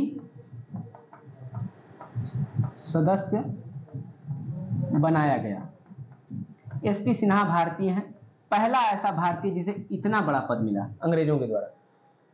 एसपी सिन्हा को वायसराय की कार्यकारी परिषद का विधि सदस्य बनाया गया था, ठीक है। जिस एक चीज ने मार्ले मिंटो को भारत के इतिहास का विलेन बना दिया, वो चीज क्या थी? वो चीज थी सांप्रदायिक निर्वाचन। सांप्रदायिक निर्वाचन, सांप्रदायिक निर्वाचन को हम कैसे देखते हैं? सांप्रदायिक निर्वाचन को इस तरीके से देखिए कि भारत में मुसलमानों को पृथक निर्वाचन का अधिकार दे दिया गया। एक मतलब ये कहा गया कि अलग से क्षेत्र बनाया जाएगा मुसलमानों के लिए, और इन क्षेत्रों में, इस कॉन्स्टिट्यूएंसी में केवल और केवल मुसलमान ही वोट दे सकते हैं, मुसलमान को मुसलमान ही चुन सकते हैं। और जब ऐसा किया जाएगा तो सोचिए भारत की राजनीतिक एकता में किस प्रकार की दरार पड़ जाएगी, हिंदू अलग मुसलमान अलग। एक प्रकार से उनकी यह नीति थी कि भारत में जो आधुनिक राष्ट्रवाद का उदय हो रहा है, उस आधुनिक राष्ट्रवाद को लंबे समय के लिए कैसे तोड़ा जाए। एक अंग्रेज ने यह कहा भी कि मार्ले मिंटो सुधार के माध्यम से हम भारत के भविष्य में सांप के बीज दांत बो रहे हैं। तमाम चीजें की गई कि विषदंत बो रहे हैं, बहुत सारी चीजें की गई। एक अंग्रेज ने कहा कि भारत में ब्रिटिश हितों का सबसे अच्छा बचाव तभी हो सकता है जब भारत में मुसलमानों को खुश रखा जाए। दोस्तों यहाँ पर मैं 2 मिनट लूंगा। 1857 की क्रांति में अंग्रेजों ने एक चीज महसूस की। 1857 की क्रांति के दौरान भारत में हिंदू और मुसलमानों ने एक साथ लड़ा। इस दौरान अंग्रेजों को यह समझ में आया कि इस बार हम हिंदुओं को मुसलमानों से लड़ा तो पाए नहीं है। भारत की इस स्थिति को समझते हुए उन्होंने अब अपनी नीतियों में परिवर्तन किया। उन्होंने इसके बाद मुसलमानों का शोषण शुरू किया, उनको दबाना शुरू किया। ये लंबे समय तक शुरू किया, और जब मुसलमानों की स्थिति काफी दबी हो गई, तब जिस समय भारत में बाद में आधुनिक राष्ट्रवाद का उदय होने लगा, मुसलमानों को हिंदुओं के विरुद्ध खड़ा करने लगे और कहने लगे कि आपकी जो स्थिति है उसके लिए जिम्मेदार हिंदू हैं। अब जिस भारतीय समाज में सांप्रदायिकता थी ही नहीं, उस भारतीय समाज में उन्होंने सांप्रदायिकता को क्या किया, सांप्रदायिकता को इंजेक्ट किया भारतीय समाज में। ये उनकी दूरदर्शी नीतियों का एक नतीजा था। यही सांप्रदायिक निर्वचन है जिसके लिए आगा खां और तमाम लोग, सलीमुल्लाह जैसे लोग मिनटों से मिल रहे हैं। कुल मिलाकर सांप्रदायिक निर्वचन का ये अधिकार दे दिया गया निर्वाचन का। किस एक्ट के तहत? 1809 के भारत परिषद अधिनियम के तहत। आइए, काफी बातें हो गई, तुरंत यहाँ पर लौटते हैं। मार्ले मिंटो रिफॉर्म्स डिजास्टर कहिए। मार्ले मिंटो डिजास्टर्स में कौन कौन सी चीज हो रही है? आप रिफॉर्म्स ही कहिएगा। विधान परिषदों में केंद्र तथा प्रांतीय को विधान का दायरा बढ़ाया गया। जैसे अब अनुपूरक प्रश्न पूछ सकते थे तथा बजट पर संकल्प रखना, सिंपल भाषा में ये छूट गया था। देखिए, विधान परिषदों को, चाहे केंद्र की विधान परिषद हो या प्रांतीय विधान परिषद हो, यानी वो परिषद जो कानून बनाती है, इसके विधान का दायरा बढ़ाया गया, यानी इसका कानूनी दायरा बढ़ाया गया। क्या दायरा बढ़ाया गया? ये बजट पर अनुपूरक प्रश्न पूछ सकते थे तथा बजट पर संकल्प रखना वगैरह इनका कार्य। यानी सिंपल में आप ये समझिए कि विधान परिषदों का केंद्रीय और राज्य विधान परिषदों का दायरा बढ़ाया गया, यानी अंग्रेजों ने एक और लॉलीपॉप दिया। प्रथम भारतीय सत्येंद्रनाथ सिन्हा को वायसराय की कार्यपालिका परिषद में विधि सदस्य बनाया जाना। सांप्रदायिक आधार पर मुसलमानों को पृथक निर्वाचन का अधिकार दिया गया। ये करके उन्होंने भारतीय समाज में क्या कर दिया? भारतीय समाज में एक लकीर खींच दी। अगला देखिए, अब हम चलते हैं भारत शासन अधिनियम। भारत शासन अधिनियम 1919 के तहत, भारत शासन अधिनियम 1919 की तरफ चलिए, आइए इसे देखते हैं। भारत शासन अधिनियम 1919 क्या था? भारत शासन अधिनियम, भारत शासन अधिनियम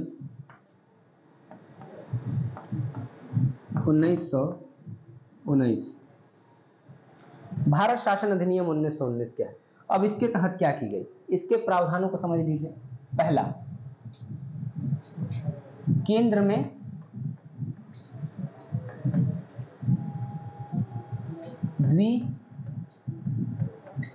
द्विसदनीय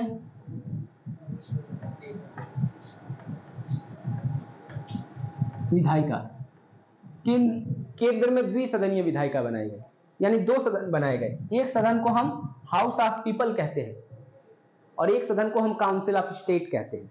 केंद्र में 2 सदनों की विधायिका बनाई गई, और इन दोनों सदनों की विधायिका का चुनाव कैसे होता था? प्रत्यक्ष मतदान द्वारा। प्रत्यक्ष मतदान की प्रक्रिया की शुरुआत कब की गई? यहीं से। लेकिन ये मत समझिए कि भारत के हर व्यक्ति को वोट देने का अधिकार दे दिया अंग्रेजों ने, जिसे हम यूनिवर्सल एडल्ट फ्रेंचाइज कहते हैं, सार्वभौमिक वयस्क मताधिकार। ऐसा कुछ देने का अंग्रेजों का इरादा नहीं था। बहुत ही निम्न वर्गों को, जो 5% से भी कम रहे होंगे भारतीय समाज का हिस्सा, जैसे अमीर वर्गों को जो बड़े मात्रा में टैक्स देते हैं, ऐसे लोगों को केवल मतदान का अधिकार दे दिया गया, सबको नहीं।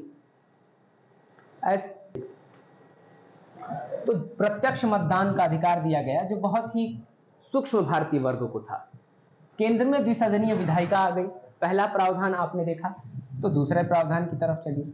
दूसरा प्रावधान क्या है? दूसरा प्रावधान, प्रांतों में द्वैध शासन लाया गया। प्रांतों में द्वैध शासन, इसे हम ठीक तरीके से समझेंगे। चलिए इसे हम अभी समझेंगे, पहले पॉइंट्स नोट कर लेते हैं। प्रांतों में द्वैध शासन पूछेगा किस अधिनियम के तहत? तो 1919 के भारत शासन अधिनियम के तहत आएगा। इसके बाद उन्होंने क्या किया? प्रांतों में द्वैध शासन लाया, केंद्र में द्विसदनीय विधायिका और लाया, प्रत्यक्ष मतदान की व्यवस्था 1919 के इसी एक्ट के तहत लाई। आइए थोड़ा सा यहां से कर लेते हैं। प्रांतों में द्वैध शासन, केंद्र में द्विसदनीय विधायिका, दोनों सदनों में बहुसंख्यक सदस्यों को प्रत्यक्ष निर्वाचन चुना जाना। अब देखिए अगली बात देखिए, सांप्रदायिक निर्वाचन का विस्तार। सांप्रदायिक निर्वाचन का विस्तार किया गया, जो यहां पर सिर्फ मुसलमानों के लिए था 1909 के एक्ट के तहत। यहां पर इसे सिखों को, ईसाइयों को, आंग्ल भारतीयों को तथा यूरोपियों को देने की भी बात हुई। सांप्रदायिक निर्वाचन का विस्तार करने की बात हुई, यानी सिखों को, अंग्रेजों को, ईसाइयों को और आंग्ल भारतीयों को भी देने की बात हुई। कौन सी बात? सांप्रदायिक निर्वाचन का विस्तार, जो आपने अभी पिछले में पढ़ा। आगे समझिए और क्या और हुआ। भारतीय उच्चायुक्त पद का सृजन किया गया। लंदन में भारत के उच्चायुक्त के पद का सृजन किया गया। आपसे एग्जाम में पूछ लेगा कि ब्रिटिश शासन के दौरान भारत के उच्चायुक्त पद का सृजन कब किया गया? आप कहेंगे 1919 के एक्ट के द्वारा भारतीय उच्चायुक्त पद का सृजन किया गया। इसका कार्य क्या था? जो भारत सचिव का कार्य है, इसके बहुत सारे कार्यों को भारत शासन अधिनियम के तहत क्या कर लिया जाएगा? ले लिया जाएगा। ठीक है, अब आगे देखिए, भारतीय उच्चायुक्त के पद का सृजन। इसके अलावा वायसराय की परिषद में,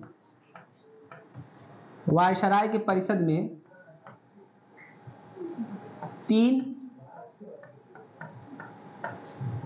सदस्यों, या यूं कहें कि 3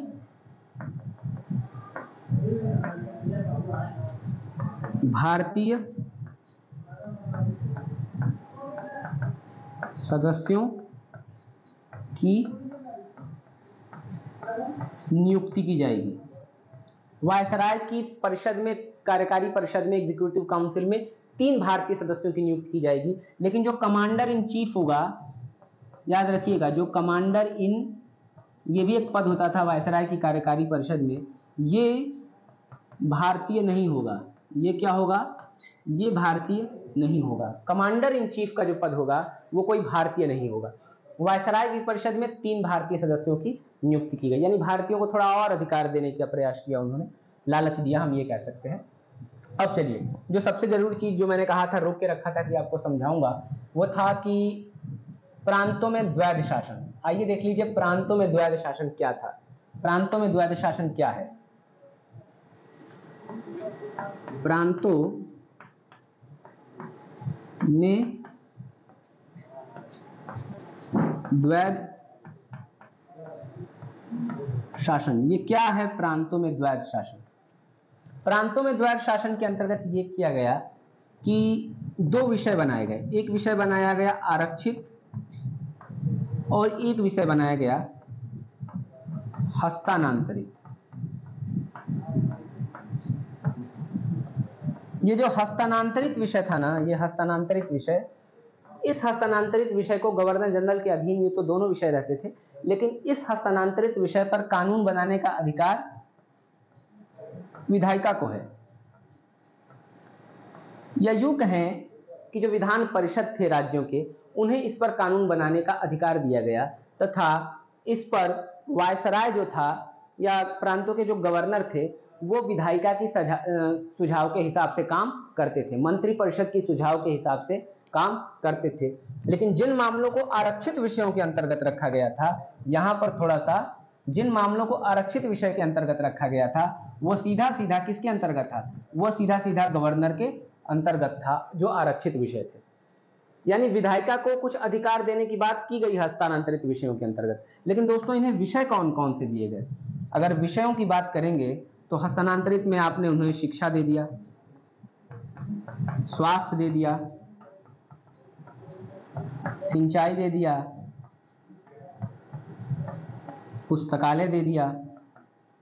अब आप कहेंगे कि कितने अच्छे पद तो दिए हैं, विधान परिषदों को भारत का विकास होगा, शिक्षा से विकास होगा, स्वास्थ्य से विकास होगा, सिंचाई से होगा, पुस्तकालय से होगा, लेकिन इन सब के लिए चाहिए वित्त, इन सब के लिए चाहिए फोकस, संसाधन, और ये कहाँ दे दिया? आरक्षित विषय में वित्त, सेना, ये सारी चीजें यहाँ रख दी। यानी ये भी क्या हुआ? एक दिखावा ही हुआ था, ये भी एक दिखावा हुआ था। तो ये प्रांतों में द्वैध शासन है। प्रांतों में इस द्वैध शासन व्यवस्था का 1935 में समाप्त कर दिया जाएगा और 1935 में केंद्र में द्वैध शासन लगाया जाएगा। दोस्तों ये हम आगे पढ़ेंगे। चलिए 1935 का जब अधिनियम पढ़ेंगे। आइए वापस लौटते हैं, एक बार जल्दी से कर लेते हैं इसे। देखिए 20 अगस्त 1917 को मॉन्टेस्क्यू की एक घोषणा हुई थी। मॉन्टेस्क्यू कौन था? 1919 के भारत शासन अधिनियम को मॉन्टेग्यू चैम्सफोर्ड रिफॉर्म्स कहते हैं। मॉन्टेग्यू भारत का सचिव था और चैम्सफोर्ड इस समय भारत का वायसरॉय था। मॉन्टेग्यू ने 1917 में ही एक घोषणा की थी कि भारतीयों को उत्तरदायी सरकार देने का वादा हम देंगे। तो अगर आपसे पूछेगा कि किस अधिनियम के द्वारा भारत को उत्तरदायी शासन देने की बात की गई थी, तो आप कहेंगे भारत शासन अधिनियम 1919 के तहत। और इसी उत्तरदायी शासन अधिनियम के वादे के साथ यह कानून लाया गया। मॉन्टेग्यू चैम्सफोर्ड रिफॉर्म्स इसे कहा जाता है। क्या कहा जाता है? Montagu Chelmsford reforms. इसमें क्या हुआ? केंद्र में द्विसदनीय विधायिका आई, प्रांतों में द्वैध शासन व्यवस्था, हस्तांतरित विषय और आरक्षित विषय अलग अलग किया गया, जिसे हम प्रांतों में द्वैध शासन भी कहते हैं। बहुत बार ये आपसे पूछा गया है अनेक परीक्षाओं में। दोनों सदनों के बहुमत के बहुसंख्यक सदस्यों को प्रत्यक्ष निर्वाचन द्वारा चुना जाता था। ये दोनों सदन जो द्विसदनीय विधायिका है, जिसे हम आज लोकसभा और राज्यसभा के रूप में जानते हैं, काउंसिल ऑफ स्टेट और हाउस ऑफ पीपुल, कैसे चुना जाता था? प्रत्यक्ष निर्वाचन के द्वारा। भारत के उच्चायुक्त कार्यालय का सृजन किया गया लंदन में।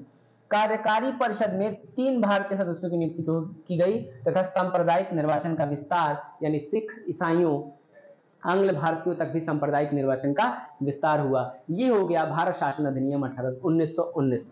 लेकिन एक बात और की गई, कहा गया कि इस भारत शासन अधिनियम 1919 की समीक्षा करने के लिए 10 वर्षों बाद एक समिति आएगी। 10 वर्षों बाद कौन आएगा? 10 वर्षों बाद एक समिति आएगी।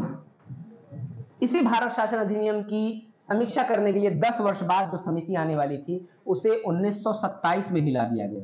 1927 में हिला दिया गया। और इसे कौन सी समिति हम कहते हैं?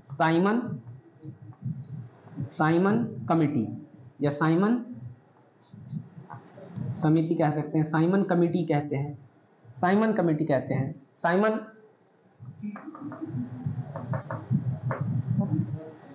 आयोग कहते हैं।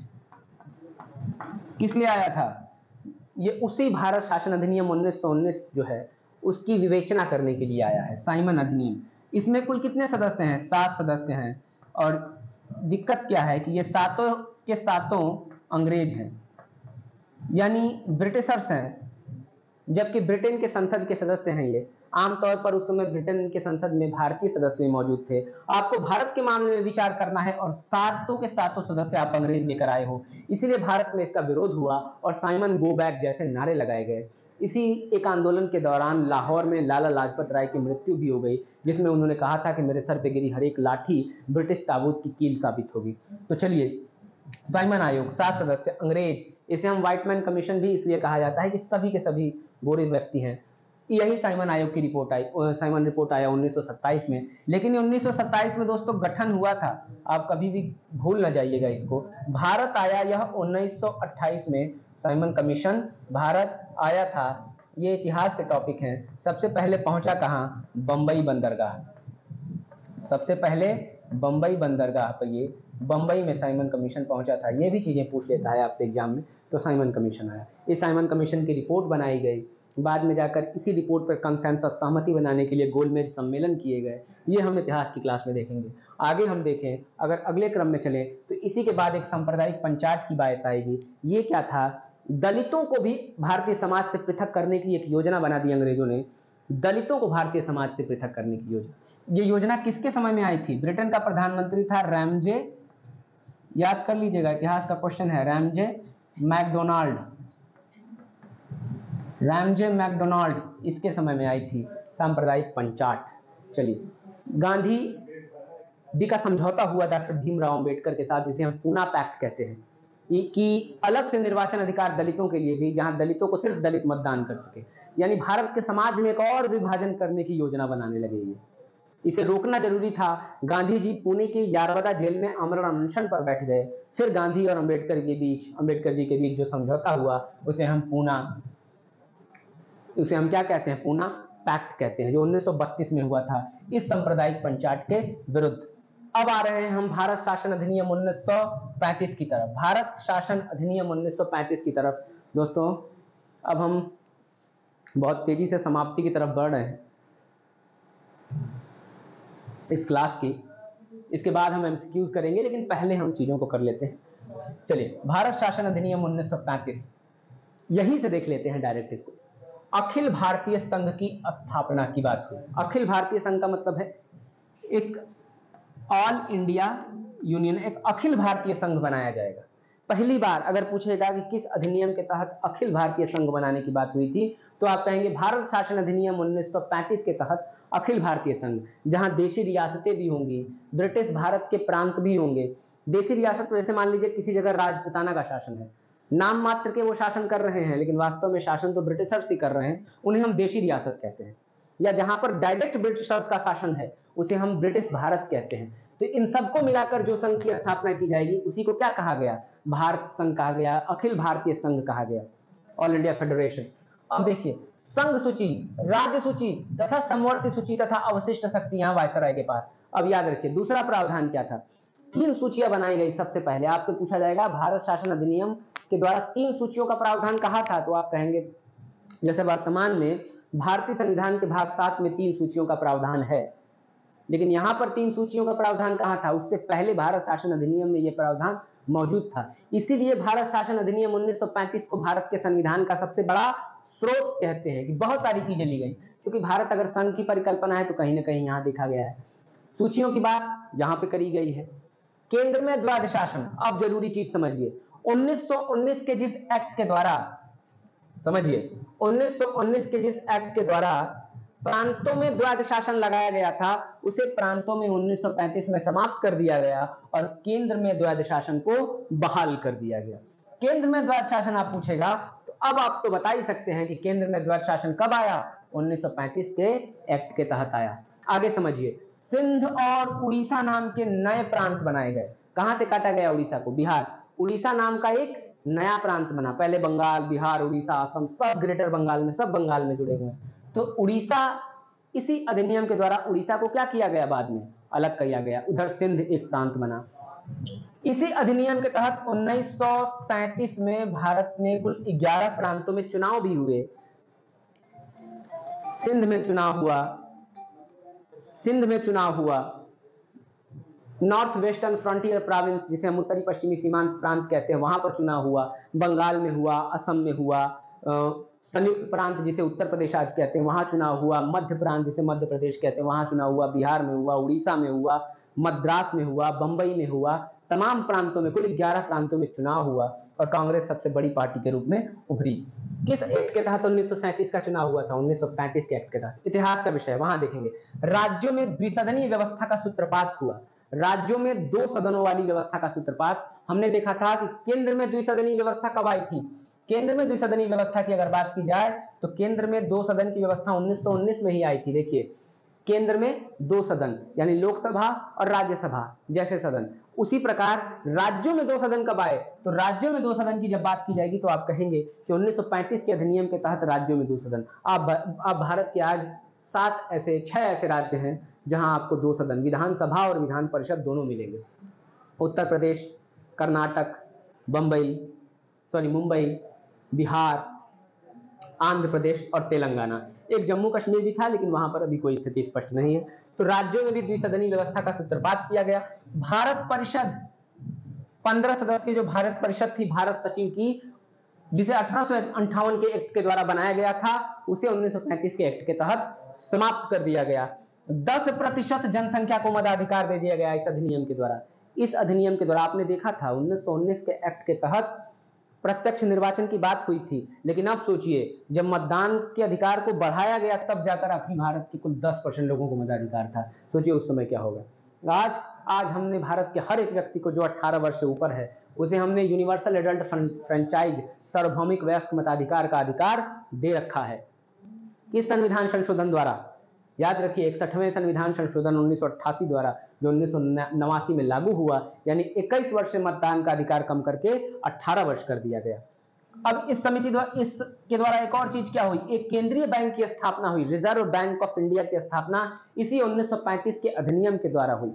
इसी 1935 के अधिनियम के द्वारा दिल्ली में 1937 में एक फेडरल कोर्ट की स्थापना भी होती है। दिल्ली में 1937 में एक संघीय न्यायालय की स्थापना भी होती है, जो आगे चलकर सर्वोच्च न्यायालय की स्थान लेगी। 1937 में दिल्ली में एक फेडरल कोर्ट की स्थापना होती है। इसी समय बर्मा का भारत से पृथक्करण होता है। वो बर्मा जिसे आज हम म्यांमार के नाम से जानते हैं, म्यांमार के नाम से जानते हैं, गोल्डन पैगोडा का देश बर्मा, जिसे आखिरी बार डफरिन के समय में, डफरिन के कार्यकाल में भारत में पूर्ण रूप से मिलाया गया था तृतीय आंग्ल बर्मा युद्ध के दौरान। इस बर्मा को इसी 1935 एक्ट के तहत 1937 में भारत के हिस्से से अलग कर दिया गया। तो ये भारत शासन अधिनियम 1935 है, जो आज भारत के संविधान की सबसे बड़ी, भारत के संविधान का सबसे ज्यादा योगदान कौन सा देता है? यही भारत शासन अधिनियम देता है। चलिए अब हम आखिरी अधिनियम की तरफ बढ़ चुके हैं, जिसे हम कहते हैं भारत स्वतंत्रता अधिनियम, इंडियन इंडिपेंडेंस एक्ट 1947। अब इस आखिरी एक्ट को हम पढ़ते हैं, इस आखिरी एक्ट को हम पढ़ेंगे। भारत शासन अधिनियम 1947, भारत शासन अधिनियम 1947। चलिए भारत स्वतंत्रता अधिनियम 1947 पढ़ के देखते हैं। इसमें क्या है? 3 जून को मॉन्टेग्यू, जो भारत का वायसराय उस समय था, माउंटबेटन, 3 जून 1947 को उसकी घोषणा होती है कि भारत को हम शीघ्र ही 15 अगस्त 1947 को क्या कर देंगे? आजाद कर देंगे। मॉन्टेग्यू की घोषणा होती है। मॉन्टेग्यू की घोषणा के बाद ब्रिटिश संसद ने जुलाई में आनंद फानंद में जल्दी से अपने सदन में विधेयक रखे और उसी जुलाई में पास कर दिया भारत की स्वतंत्रता का विधेयक, और 15 अगस्त 1947 को भारत को आजाद कर दिया गया। हुआ क्या? विश्व के पटल पर 2 नए राष्ट्रों का निर्माण हुआ। 14 अगस्त 1947 को पाकिस्तान, 15 अगस्त 1947 भारत। 3 जून 1947 को मॉन्टेग्यू की घोषणा ब्रिटिश संसद द्वारा पारित कर दिया गया। जुलाई महीने में 2 नए राज्यों का निर्माण हुआ। कैसे राज्य? किस स्टेटस के साथ? डोमिनियन स्टेटस के साथ, जिन्हें हम क्या कहते हैं? अधिराज्य कहते हैं, यानी अधिराज्य कहते हैं, यानी जिसका राष्ट्र प्रमुख अभी भी भारतीय नहीं। आमतौर पर आजादी के बाद भी भारत का प्रमुख कौन था? ब्रिटेन का राजा ही है। तो 2 डोमिनियन स्टेटस का निर्माण हुआ, लेकिन हम पूर्ण रूप से संप्रभु राज्य हैं। संप्रभु यानी सोवरेन स्टेट हैं, अपने निर्णयों को लेने के लिए पूर्ण रूप से स्वतंत्र हैं, ब्रिटिश शासन पर किसी भी प्रकार से निर्भर नहीं है, लेकिन अभी भी डोमिनियन है। क्योंकि राष्ट्र का प्रधान तभी गणतंत्र, एक राष्ट्र तभी गणतंत्र होता है जब वह अपने प्रधान को चुनता है। आज भारत अपने प्रधान को चुनता है। 26 जनवरी 1950 को जब भारत गणतंत्र बना, जब भारत का संविधान पूर्ण रूप से लागू हो गया, तो राजेंद्र प्रसाद पहले राष्ट्रपति बने और 1952 में हमने राजेंद्र प्रसाद को प्रथम राष्ट्रपति के रूप में चुना भी। तो ये देखिए, अभी भारत एक डोमिनियन था। क्या था? डोमिनियन। 2 नए डोमिनियन की स्थापना हुई, भारत और पाकिस्तान। वायसराय का पद समाप्त कर दिया। वायसराय क्या? वॉइस कैप्टन की तहत अब कोई जरूरत है नहीं। वायसराय को क्या कर दिया गया? गवर्नर जनरल कर दिया गया। को अब गवर्नर जनरल कर दिया गया। और आजादी के बाद भारत का प्रथम गवर्नर जनरल कौन बना? माउंटबेटन बना। और अगर पूछा जाए कि प्रथम भारतीय गवर्नर जनरल कौन बना, तो चक्रवर्ती राजगोपालाचारी साहब बने थे। चक्रवर्ती राजगोपालाचारी। और शाही उपाधि से भारत के सम्राट का शब्द समाप्त कर दिया गया, यानी जिस ब्रिटेन के सम्राट को भारत का सम्राट कहा जाता था, उस पद को रॉयल टाइटल एक्ट, भारत के सम्राट का पद समाप्त कर दिया गया। और भी अगर जानना चाहेंगे भारत स्वतंत्रता अधिनियम 1947 में क्या था, तमाम राज्य थे, उन राज्यों से कहा गया या तो भारत के साथ रहो उन रियासतों से, या पाकिस्तान के साथ रहो, या फिर स्वतंत्र हो जाओ, और इस तरीके से चीज़ों का निर्माण हुआ।